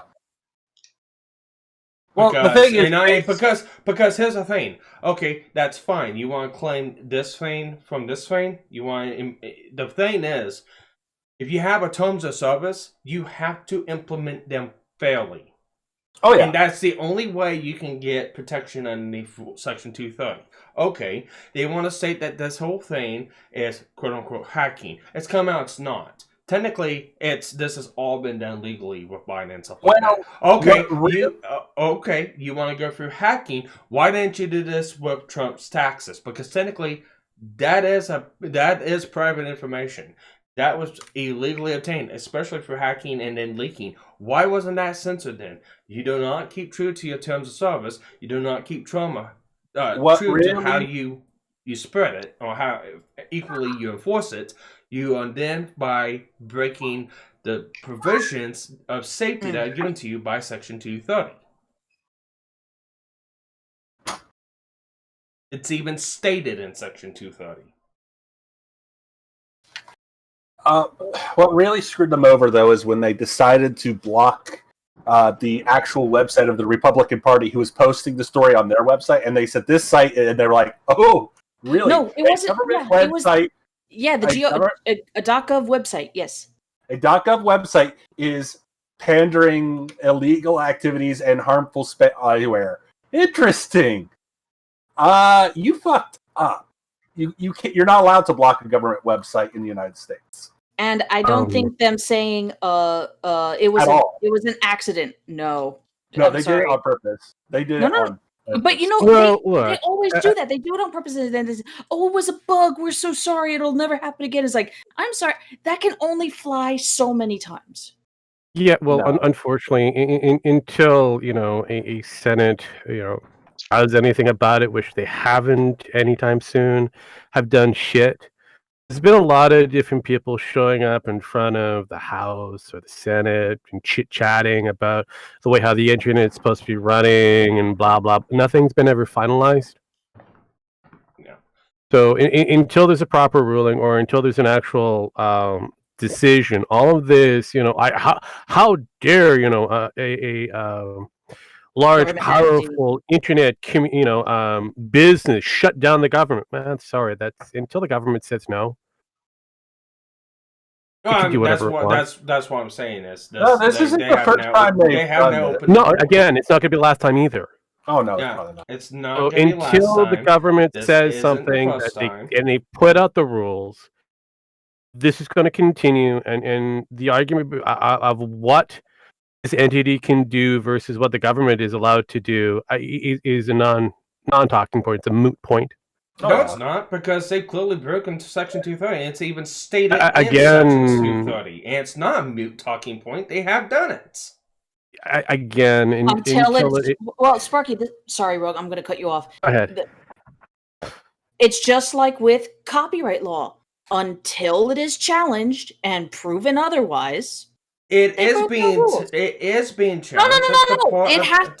No. It's being challenged now, but there's still no ruling. That's what I mean. It has to be challenged, and a official ruling has to be made. Until then, it's treated as in favor of the defendant. Mm-hmm. Until there's a precedent set. I like that word. I love that word. Yeah, the problem is it's going to be in Congress. They gotta put it if you can actually let me finish and stuff like that. Ted Cruz has already put together a board to looking over Section 230 and reforming it. It's in the processes right now. Here's what I can say about Ted Cruz. Senator Ted Cruz can go fuck himself, because he's been doing this, going back and forth, that I'm going to be a senator. No, I'm going to be an internet personality. No, I'm going to be a senator. No, I'm going to be an internet. Pick one row. Stick in that column and do what he was supposed to do 4 years ago. Think that has anything to do with this? It does, because they could do this until they do this into an actual court. I mean, it's not going to matter. Is what we're trying to get out here. It will not matter until it goes through a court of law, not the legislative system. It has to go through the judicial system first. And that's what we're no, doing. no, no, no, no, no, no, That's no, no, no, basically no, no, what no. I thought you were getting at. Judicial system has nothing to do with it. It's all legislative. It's got to go through Senate for something like this. There's a degree that needs to be retworked, but retweaked. Sorry, I was. It was a but you see how why it's so important, Rogue? You see what I know. But no, it is very important that look, if there's a legislative law that needs to be reconstructed or restructured, then it needs to actually be presented properly. And unfortunately, because you've already stated that it's against 230, Section 230, that is a legal matter. Yeah. Not a legislative matter. The legislative matter is written word. The legal matter is the factor that a company has broken a ruling that's already been set into place. So now you got two different things happening. It's got a restructure of the rule, but the current rule as it is, it has to be proven in a court system that there needs to be a penalty against the person who went against that code.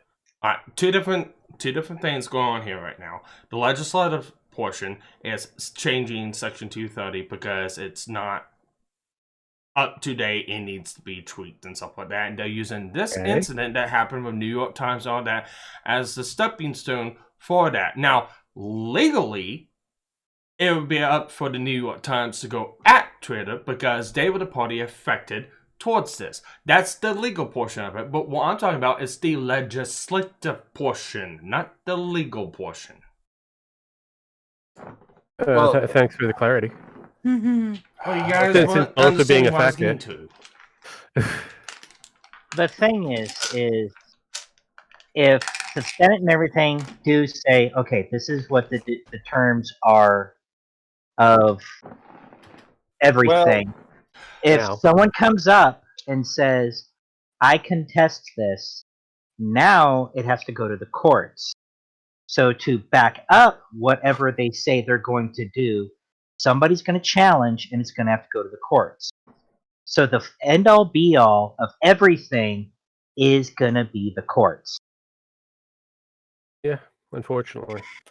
So right now, the courts uphold the law. The courts set forth and do judgments towards and on the law. No. Yes, it is. No.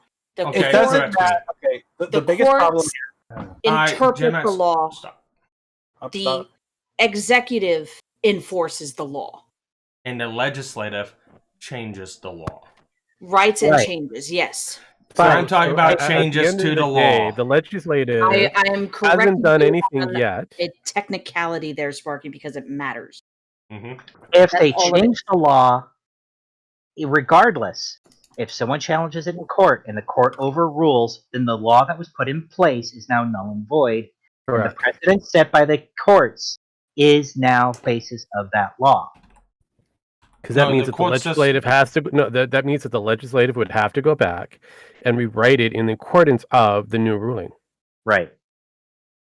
Well, here's one thing: the government really doesn't have much control over the internet. One, because it's not a public utility. Right. If they made it, which is what they're probably going to have to do with this new ruling, is make it a public utility, so they could basically tell. At this point, then they could tell Twitter, "Fuck off." See, that's the problem right there.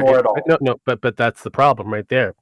The moment you make it a public utility, the government can spy on you. You've now just made yourself into China. Yeah, I know. That's another problem too. There you go. So literally, we fucked if we do, fucked if we don't.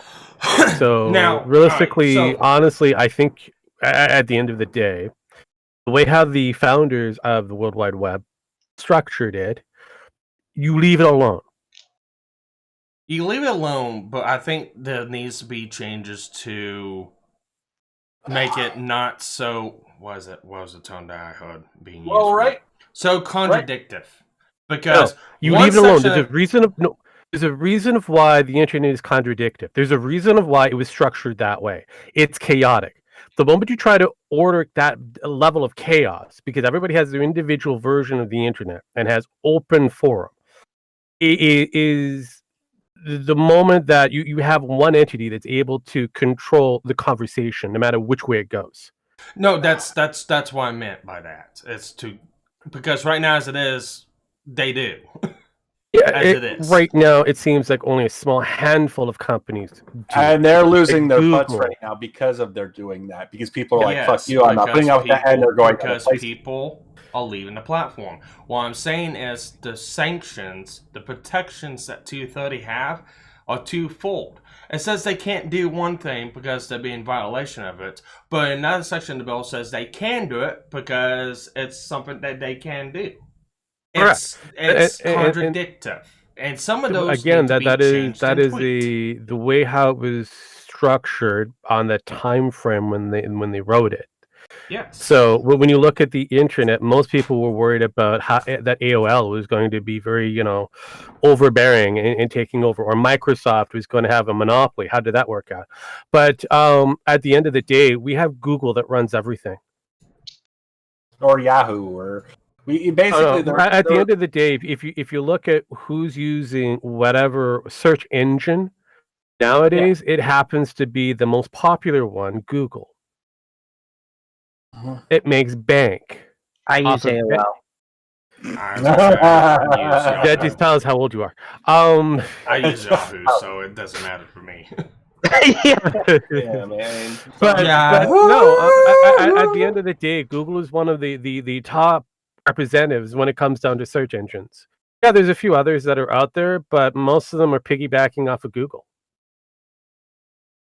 I do not trust Big Brother, therefore I go with AOL. Okay. Yes. I don't want Google figuring out my search history. That would make them blush and explode. Google already knows your search. Yeah, because if you're still using Verizon Media, it has to go through CompuServe, which unfortunately piggybacks off of Google stuff. It's going to make you blush. It's not going to make them blush. It's going to make you blush because they've been desensitized to nothing. In that case, I'm going to have to change my game and start going, it's like I like to be choked.com and shit like that. No, what you need to do is get yourself a private VPN and be able to surf the interweb privately that way. Or better yet, you may want to venture towards the dark web. But there's a lot of good choke websites. So Rogue, what kind of VPN would you say would be a proper one to go after? Is there a particular sponsor that you may watch to work with? Well, the only one I would actually suggest going with, again, no, it's not like Shark or whatever. It is Ghost. I would go with the Ghost VPN. Baby shark, do do do do do.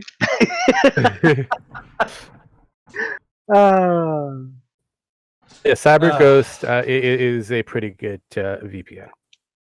So I got asked, what's this week's lyrics? What? It's too big. I don't know. He's playing with a dog. Huh?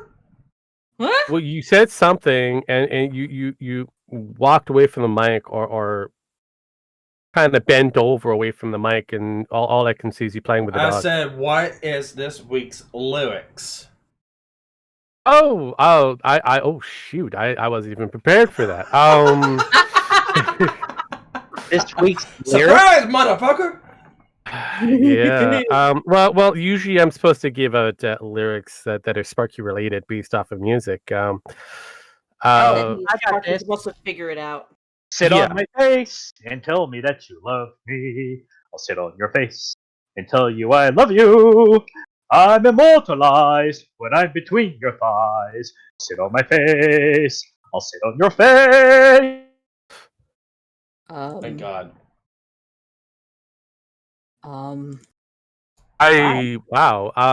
Would have never have gone that way, but sure. Sparky's a freaky guy.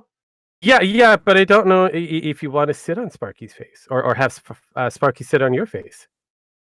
Well, I wasn't talking about me specifically. I was just kind of saying in general. I'm giving him the lyric. No. See, I usually pick out a lyric that also incorporates like Sparky in some way. Oh. And so now you're either insinuating either Sparky to sit on your face or you to have. Oh, Miss yourself sit Alley on Sparky's says face. would be hotter if a female sang it. So No. Ken, No. that's all on you. No. Can you go with the operatic attempt like I did? No. No. No means no. I do not consent. Well, I don't think I was asking. I was kind of implying that it's over on your side of the court. No. No. I punted it right back. No. Yeah, you done fucked up when you walked into that one. So the question comes back down to you wanting to sit on Sparky's face or flip it around. Okay, if I sat on Sparky's face, that would kill him. It might. I mean, if that's what you're going for. And if I was going to do it that high with him standing up, I would need a goddamn crane. Oh, well, there you go. So you want Sparky to sit on your face. Got it. Oh my fucking. I'm not saying I'm that desperate yet. That's where you can throw in the twerking right there. Yeah, definitely. Oh fuck. Wow. Okay, for a second there, I thought we ran Sparky away. No, I had to go grab something. Yeah, he had to play with his dog.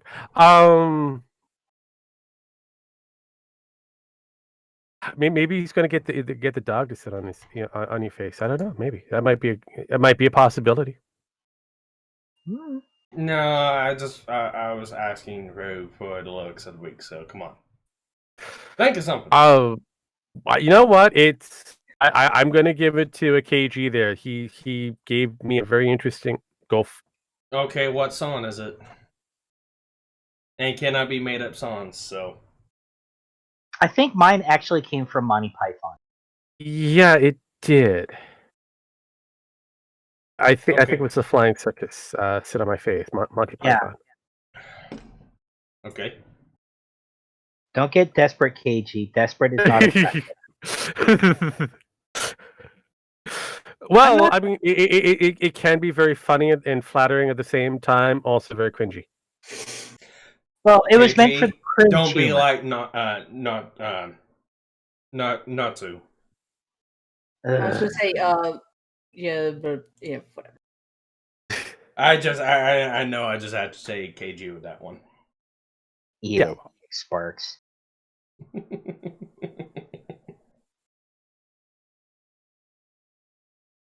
Yeah, I would say that I would have to be a Joe Biden on that one and just stutter my way through. A lot easier. Yeah. Rogue, are you watching chat? Why would I be watching chat? Chat is boring sometimes. Well, because of what I put there.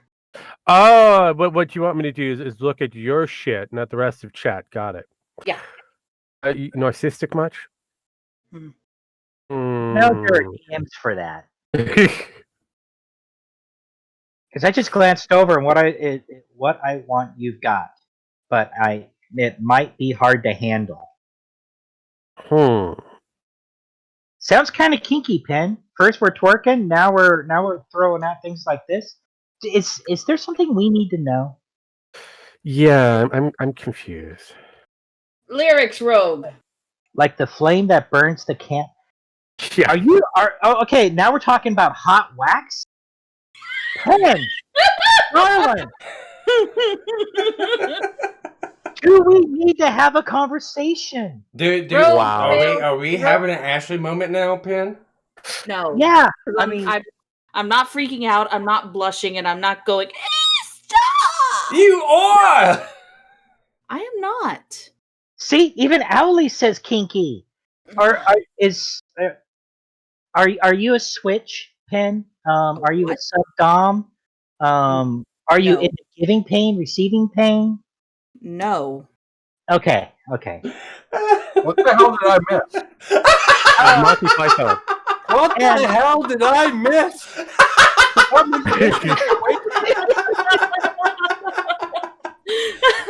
I walked away from my computer for a minute to get some water for my wife. And I come in here for a minute, and I miss.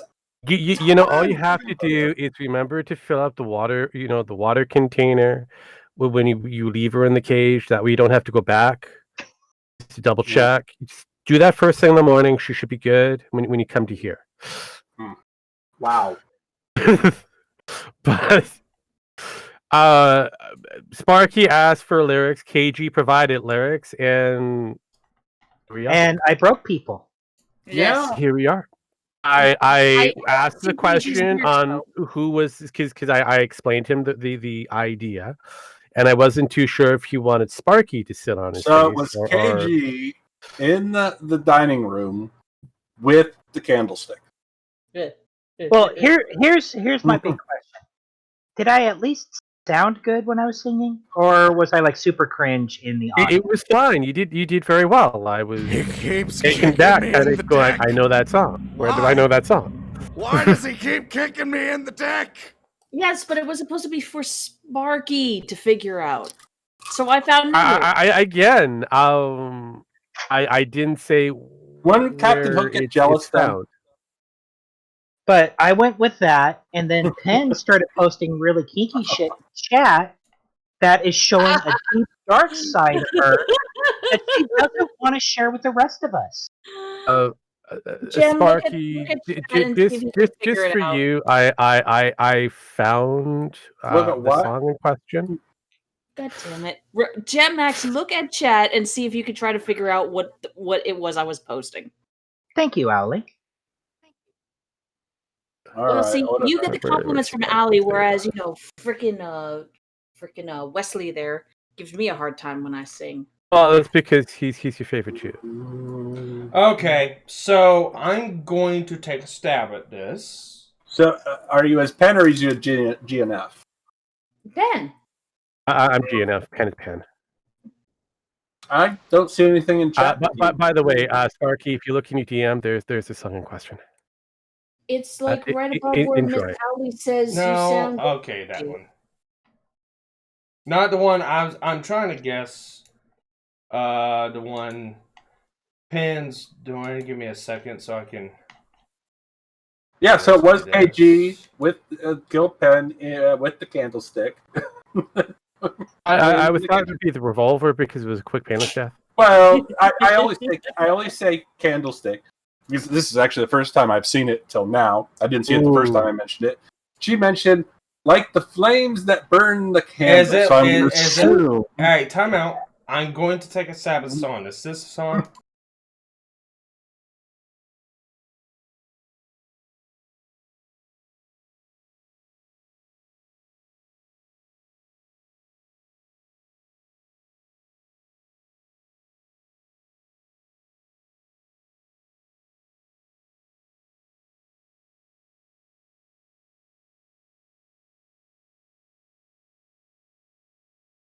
That's the song. Yet, with the way that it was sounding in the context of conversation we had, this was entirely Penn coming out of her BDSM closet, apparently liking to do things with wax and stuff like that. I mean, and then she's got the whole booty shaking thing going on from earlier. The girl is repressing things. I'm trying to help provide her a safe place. And she's just like, no, dog, no, not happening. Oh, no.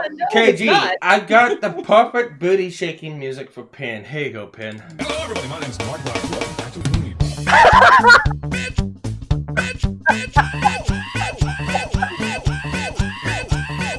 That Krillin? No, it's Markiplier. That's Markiplier. Then that's Miss Sparky.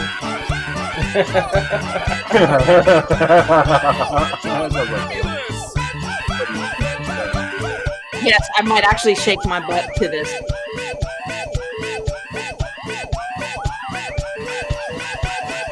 I didn't even beat her with sexuality tokens. Oh, I didn't even need to do anymore. That's how good I am.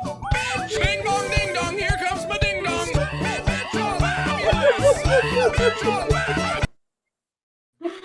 Nice. Send that one to me, please. Now, something funny about that particular song occurred last night. I'm running my game for Antoine and Ishtar. Okay. Ishtar's character is one of her characters is a sniper, and she missed, and she goes, "That bitch!" Rogue, I know that's I Want to Dance with Somebody. I know that song inside and out. Just as that song came on, so just as her character is having this fit of, "Oh, bitch, motherfucker, you're gonna die," all of a sudden I hear this, "Do do do do, bitch, I'm fabulous." It was perfect timing. I think Rogue's shot that I know that song. Nice. You know just do you know who is the artist? Whitney Houston. Ooh. I'm an 80s nut, okay? You're an You are 80s not. nut. I will agree with Gem Max that you are not. You are not. But you don't know the 80s. Yeah. Not no. like me and Rogue know. I don't have to know the 80s to know I like 80s music, so... Well, no, 80s music No, but you was claim to very know the 80s, but you really intriguing don't. time. Some very questionable, others... You've mind-blowing. only ever heard the best of the 80s. You've never heard the true 80s. You don't know the 80s till you survive the 80s. Film, yes, exactly. And there was some bad music during the 80s, and that's what made the music so much better when you found good 80s music. There was a lot. I mean, we had Guns N' Roses, which, depending on the drug you were on, could be good or bad. So it kind of went over the place. Yeah, Okay, it depends but on but then when you got to the brand 90s Guns N' Roses, then when you got to 90s Guns N' Roses, it went to shit. hair metal you were into also. That's true too. Okay, here you go, Rogue. Here's the music in question to the lyrics. Actually, right on to where it starts up.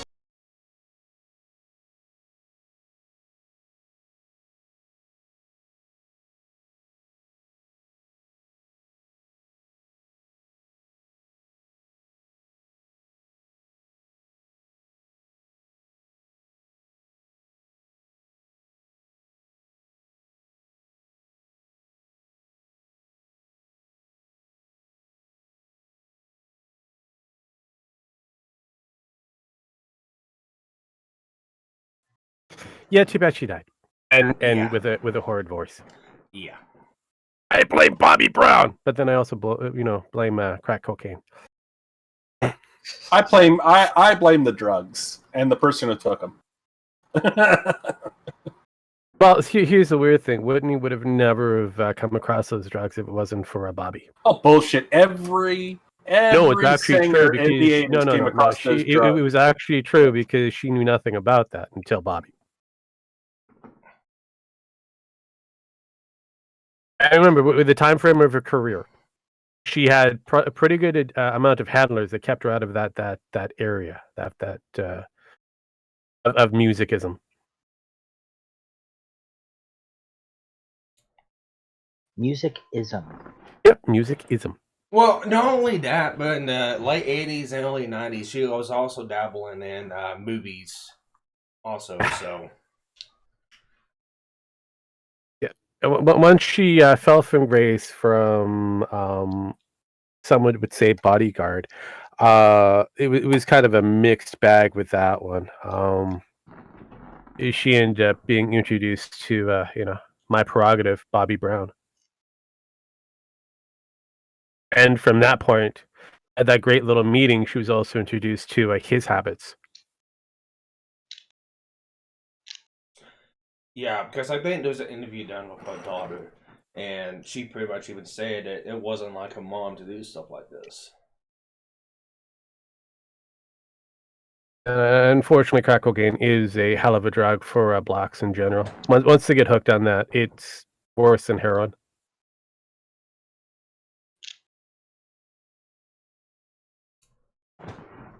So, yeah, Whitney is to blame to a degree because she took it, but unfortunately, Bobby Brown is also to blame for the factor of he introduced it to her.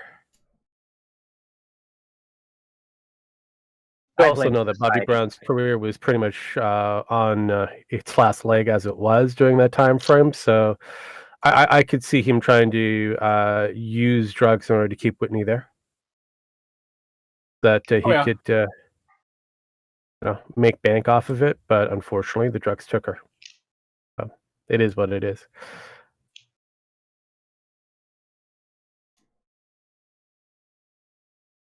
I've got a new set of lyrics there for you, Sparkles. I was gonna You say, probably I've know got the my song. own. Yes, it's probably that you know you might know the song, but I'm going to give you 3 lines because when you say you will, it means you won't. You given me the chills, baby. Please, baby, don't. Every night you still leave me all alone, Sparky.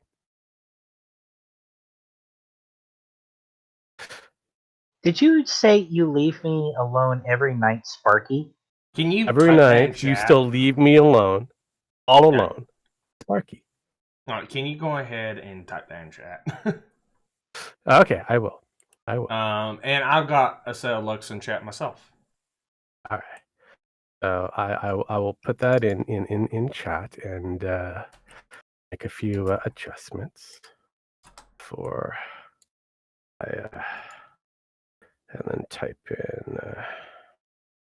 Is this karaoke night or something? Oh, no, this would be the idea. I started it a couple of weeks ago. I would find random lyrics that in the middle of the song, in the beginning of the song, or near the end of the song, depending on where I want it, that is kind of obscure, and then see if I can replace the title name with Sparky. And it's quite hilarious and funny at times. And I will send you. Yeah.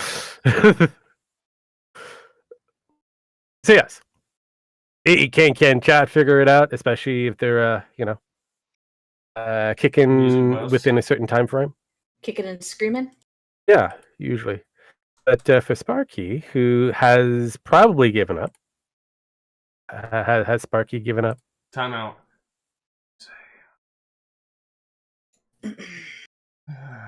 Are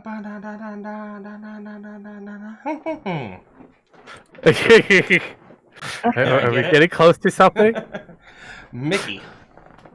Ah, yes. Oh, Sparky, Mickey, you're so fine. You're so fine. You blow my mind. Hey, Sparky. Hey, Sparky. All right, so I've got my put in the chat. Can anyone figure that one out? Let's see. I gotta look at your. Hi.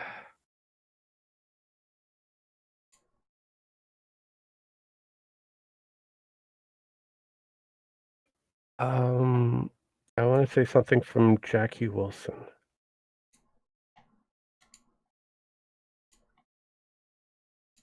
Are you doing something from 1960s? Mm-hmm. So it would be album Higher and Higher by Jackie Wilson, I believe. Yeah. What is the title of that song? Your Love Lifts Me Higher, I think it's called.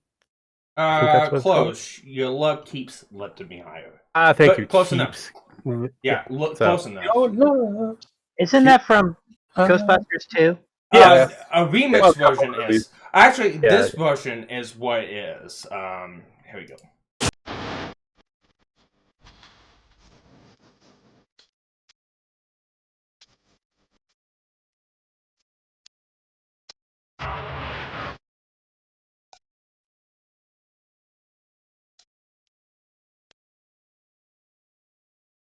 I like this version better than the Jack.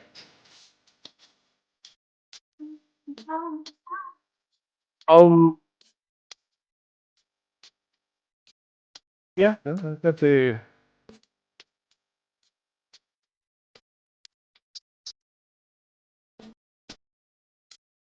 bit loud.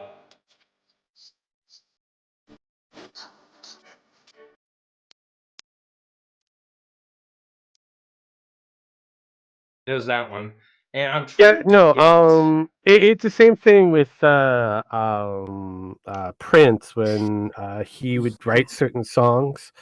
He would realize, even though after he sung it with his band and that it might not fit his genre, the way how he would do it. And then he would hand it over to a different songstress or singer, and they would do it in a different way. Yeah, well, which it's like, would make more money in his bankroll because it became a hot the way how they did it.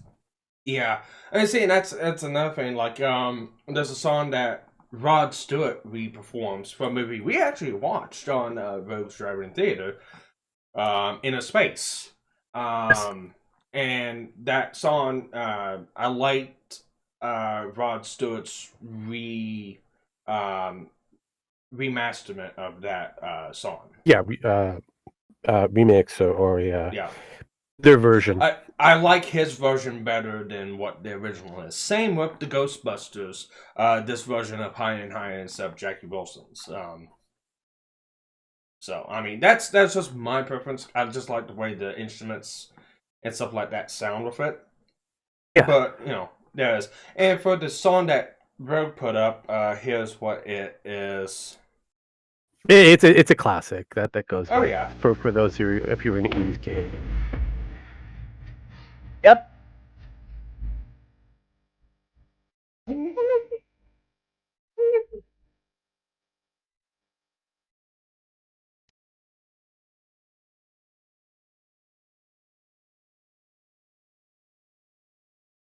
So, wait, that's coming up. Yeah. Maybe coming up in about. Yeah, no, it will be coming up. She always started off with that open. Yeah. Well, that's what her music was. Mhm. You tell the premise of it, then a bit of space, and then the actual body. Yes.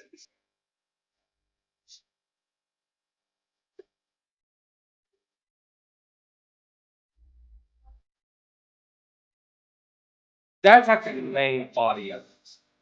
Yeah, that is.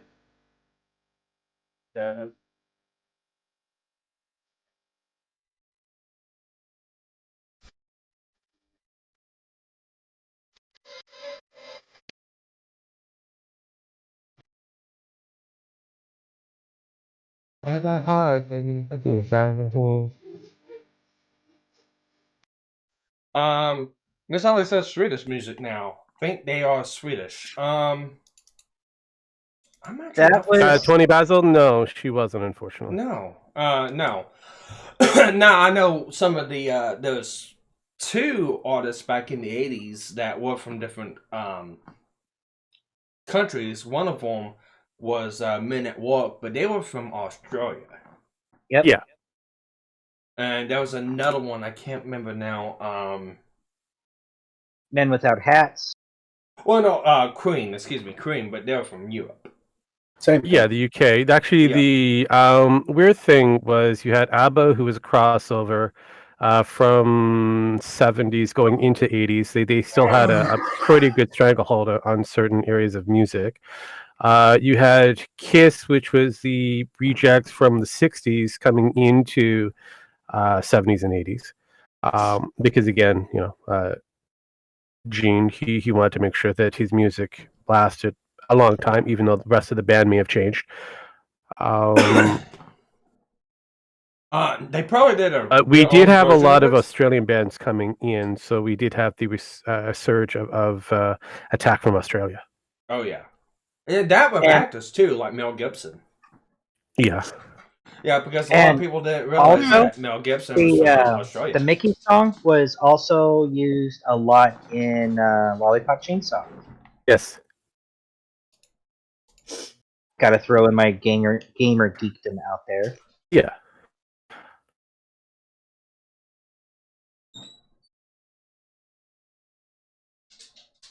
Because I know a Swedish did the song. Yeah, wouldn't be surprised. There's unfortunately when it comes down to music going across the world, There wasn't anything that was major in copyright laws. Almost any band can pretty much mimic another artist for the longest time. So if you heard it someplace else, you stole it, you brought it over to your home country, you sang it there, you became a hot sensation.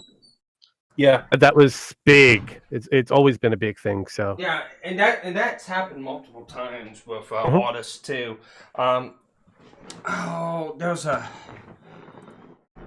fuck, I can't remember now. But I think a couple like George Strait's songs were like that. They were done by other people, but he took them and then made them his own. Garth Brooks did the same thing.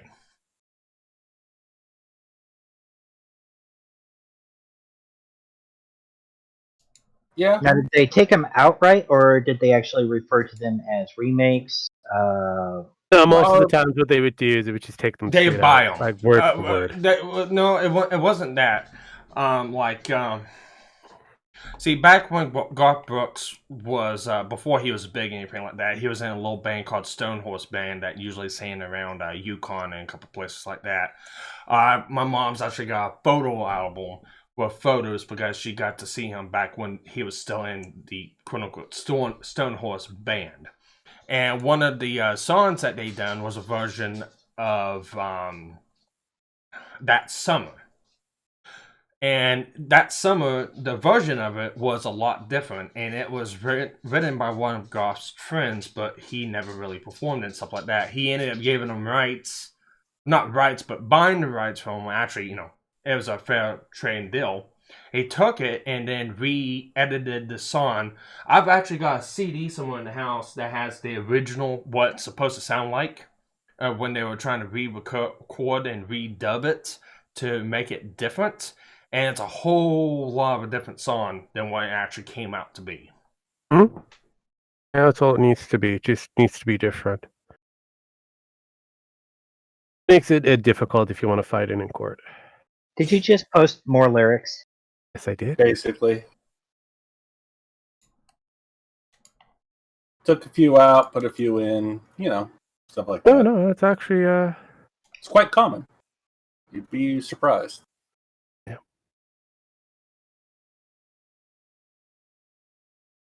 I mean...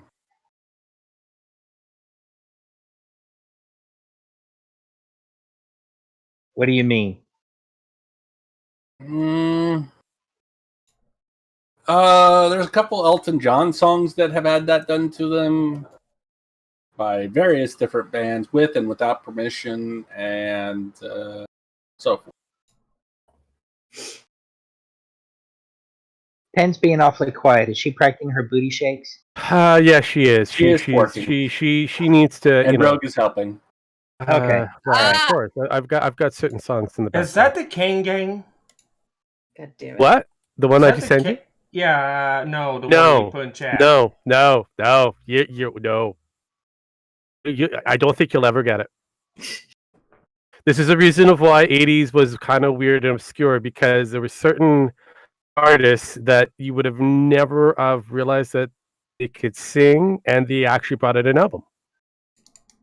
I don't know how or why, but printing albums back in the day was, even though it was a single, it was a thing. This particular artist also had a video. I know, music video. Surprise, surprise. And I know. They apparently made a number 5 spot utilizing this video. Was the guy's first name Randy? Is it called Respect Yourself? Started? Huh? What was that? What? Respect Yourself? Yeah, I mean, I was gonna say I've heard Kane Gain seen it, but yeah, no, this was originally done by one particular artist in '87. Okay. All right, Miss Allie just sent me something. I'm gonna go ahead and let's go ahead. Let me. Let you fuck? Fuck? Yeah, I was about to say it too. No, I've got. Oh, I mean, if you're going to do that, at least have at least one kid pop have out the of that. common decency to turn the camera on. I mean, Pornhub and a few other places will love this. You probably get some bank out of it, but make sure you get a kid. I've noticed this stream is getting really down the Skinemax side. First it's Pen. Guys, jump into the live. I had too many windows open. At the end of the day, my chicken was finger licking. I still have my fingers, and oh wow, Bruce Willis! Wow. Yes. I knew I would get you when I put that one up. Yes, that particular artist had a number 5 hit single during '87, and yes, if it wasn't for him, hitting the TVs and getting himself in the action-packed, movies, he might have been a blues singer. I was gonna say I've heard King Gaines sing that song, but I didn't think it was Bruce Willis. Okay. All right. So Ali sent me the Swedish version of that song she was talking about. If you want to jump in live, I'll play it. This ought to be good. And this was in 1983 too. Yep. Okay, I'm gonna go ahead and play.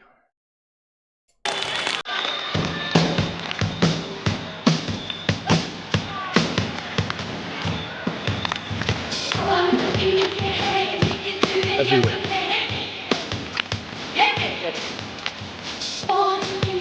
I'm playing right now.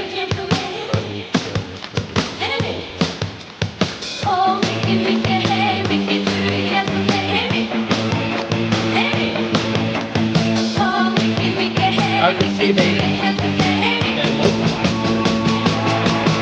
Oh yeah. That's all they care. Yeah.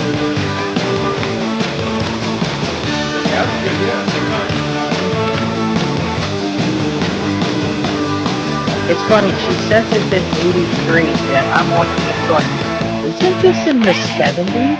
No, actually, this came out in 81. The song came out in 81. No, I'm talking about her outfit. Oh, no. Out to date when it comes down to the weird thing is, Canada's usually ahead, and the Swedes are usually behind. The only thing that they have going for them is the clock. Now there is a couple maybe Swedish some chocolate. bands. Yeah, there's a couple Swedish bands that Captain Hook actually likes. One of them is Avatar. She actually likes the death metal punk style band. I listen to a lot of things like Sabaton, Nightwish, Delane, stuff like that. A lot of Swedish and Finnish. Hang on, let me look up one of the songs. I think the one I'm thinking of is Apocalypse. As long as you're not going to play Dismember, I think you'll be good. Dismembered. Hell, the Apocalypse. That's what it's called. That's a pretty decent one. Yeah. All right. So let me go ahead and bring it over here. Share screen. It's up in the Discord. Is it in the Discord now? Yes, I've had it in the Discord. What are you talking about? I didn't hear it go blink at the last. Yeah, part. no, it hasn't been Sparky. It only just went now. Yeah. Okay. I'm gonna tell you this. I'm probably gonna take this opportunity to bounce because I could probably use the next 3 hours doing some. Okay, well, I'm gonna be doing this last one, and then I'm since gonna be we leaving. started this show early. Yeah, I'm doing this last one, and then we're gonna cut it out. No, you don't have to stop on No, mic. I'm going to because I've got to go Shut at up, 9. You do your thing. He's got his thing. He decides to shut down his show. It's great. Yeah, I gotta go at 9. I'm actually going over. She said bounce. Again, we are booty centric on the pen. Yeah. Look, all I have to do is present her with the sheriff's song. She'll be fine. Okay. What so let's. Canadian-born power ballad. That group was called Sheriff. I'll send that to you. You'll love it. Wow, we're getting deep in here, real deep. Okay, Ken's so gonna kill I'm me gonna with go ahead and Phrasing, play Gem this. Max. I'm going to go ahead and play this so I can. Hmm. Kind of out there now. It's not bad. I mean, But it's actually real cool because the lead singer, because he always drinks a lot of water, but he has a gas can he keeps his water in. So every time he takes a drink, he grabs that gas can. You have to if you're going to do that level of skill. Yeah. Yes. You have to make sure the vocals are nice and fresh. Oh, yeah. I mean, a lot of it's used for the diaphragm, but realistically, you are putting a lot of strain on the actual vocal cords. It's for to get that raspiness that he's going for. Yes. I'm saying that going. The first time I listened to him, because I actually did like the concert. The concert was really fun. But it's like, how in the fuck can he go on for like an hour and a half just singing song after song after song like that? It's like, fuck. Well, yeah, you kind of hit the nail right there. He has to have a lot of fluids. But I thought it was a cool touch because every time you see him get a drink, he grabbed that fucking gas can and was just like downing it. And it's like, yeah, is that a gas can? It does hold a lot of water, especially if you want to keep yourself wet as well. The only problem that is all that electricity that's coursing through all those wires in there. So that could be, I mean, slightly dangerous. I think they're clean gas cans, so. Oh, you could be surprised in certain concerts that water just magically appears and you think it would be removed. It isn't. But no, I've got to find. If you're on my Facebook, you can actually find the videos on my Facebook of the concert. I just wish I had a better phone camera at the time because at that time the phone I had sucked, so it didn't take really good video. I mean, you can't be the Tarzan boys. I mean, seriously, it's fine. So with that, I'm gonna go ahead and cut out. Like I said, this has been going for about 11 minutes longer than what I was planning on. So he's got to play with the 3-0 and something about pool. Watch it. No. What am I watching? Him playing with no. Not booty shaking. We're watching booty shaking. No. But no, does anyone have anything to show beforehand? Rogue will be restarting the 80s, well, 70s to 90s-ish cartoons happening every Saturday starting November 7th. As well as we have the on Saturday we also have the 12-hour extravaganza for Halloween for the 31st. And don't forget the Penn's twerking show. Which will be happening every Friday at about 6 p.m. PST. No, I have not signed off on this. Well, it's in your contract. No, it's not. It's a I write democratic the damn contract. That is definitely not in the contract. Well, we kind of snuck it in there on your contract. No. Yeah. No, it's right underneath the. The Penn will do whatever Rogue says, especially this. No, I will not.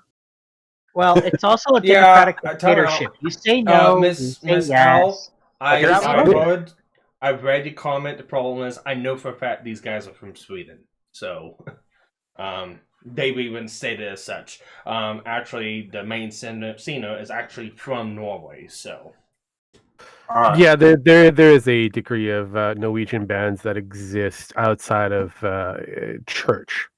Yeah. So there are some that are within the church, formation. Others just did it because they liked it. And then you got the German Hof. So. Well, I mean, laser beams and yelling it seems to be a thing for Germany. They like their freaking laser beams. Yeah. They like the laser beams in the eyes. All right, but anyways, Watch Club is fully up on my channel now. I've got to redo one episode of Tanya, but Mondays will be Clockwork Planet, Wednesdays will be Saga of Tanya the Evil, and Fridays will be Goblin Slayer, and that's going to continue on until they're done. So, with that, we're going to go ahead and cut it out. Miss Allie, what's up?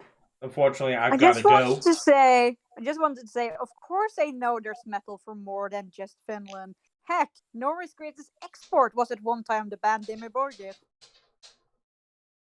Mm-hmm. Yeah. Yeah. Okay. Yeah, But pretty like much. metal would have died if there hadn't been metalheads in Norway burning churches and getting the attention from news from England. I got it, but that's probably a Norwegian thing. No, that's a historical thing. That's metal history. No, like I said, I got it because I know most of the history of metal, and it varies depending on where you go. No, it really Regionally. did revitalize the interest in metal. It would not have been as big now if that hadn't happened. I've heard others that say no. So the history of metal is unique. It actually kind of starts somewhere about 63, and it continues throughout. So, like I said, I'm gonna leave it for those who want to battle out the metal history. But as it stands, metal, depending on what region of the world you were in, would have had its limitations to a degree. If it wasn't for certain fandoms and certain individuals, it would have just died in one region. On a worldwide basis, it was in decline during that happening. And then all the news fell on that and the band the church burners were from, which again, your big four for at least thrash metal. Okay, I'm leaving for the simple fact of I need to get this down. I'm not interested in the history of it. I really don't even care for the history of it, so it's whatever. Anyways, Watch Club is back up Mondays, Wednesdays, and Thursdays. I've got to get going. The outro songs are gonna be two of the ones that I think Penn and Rogue put up. So we're gonna have You Make My Dreams Come True and Whitney Houston as the outro. So with that, everyone take care tonight.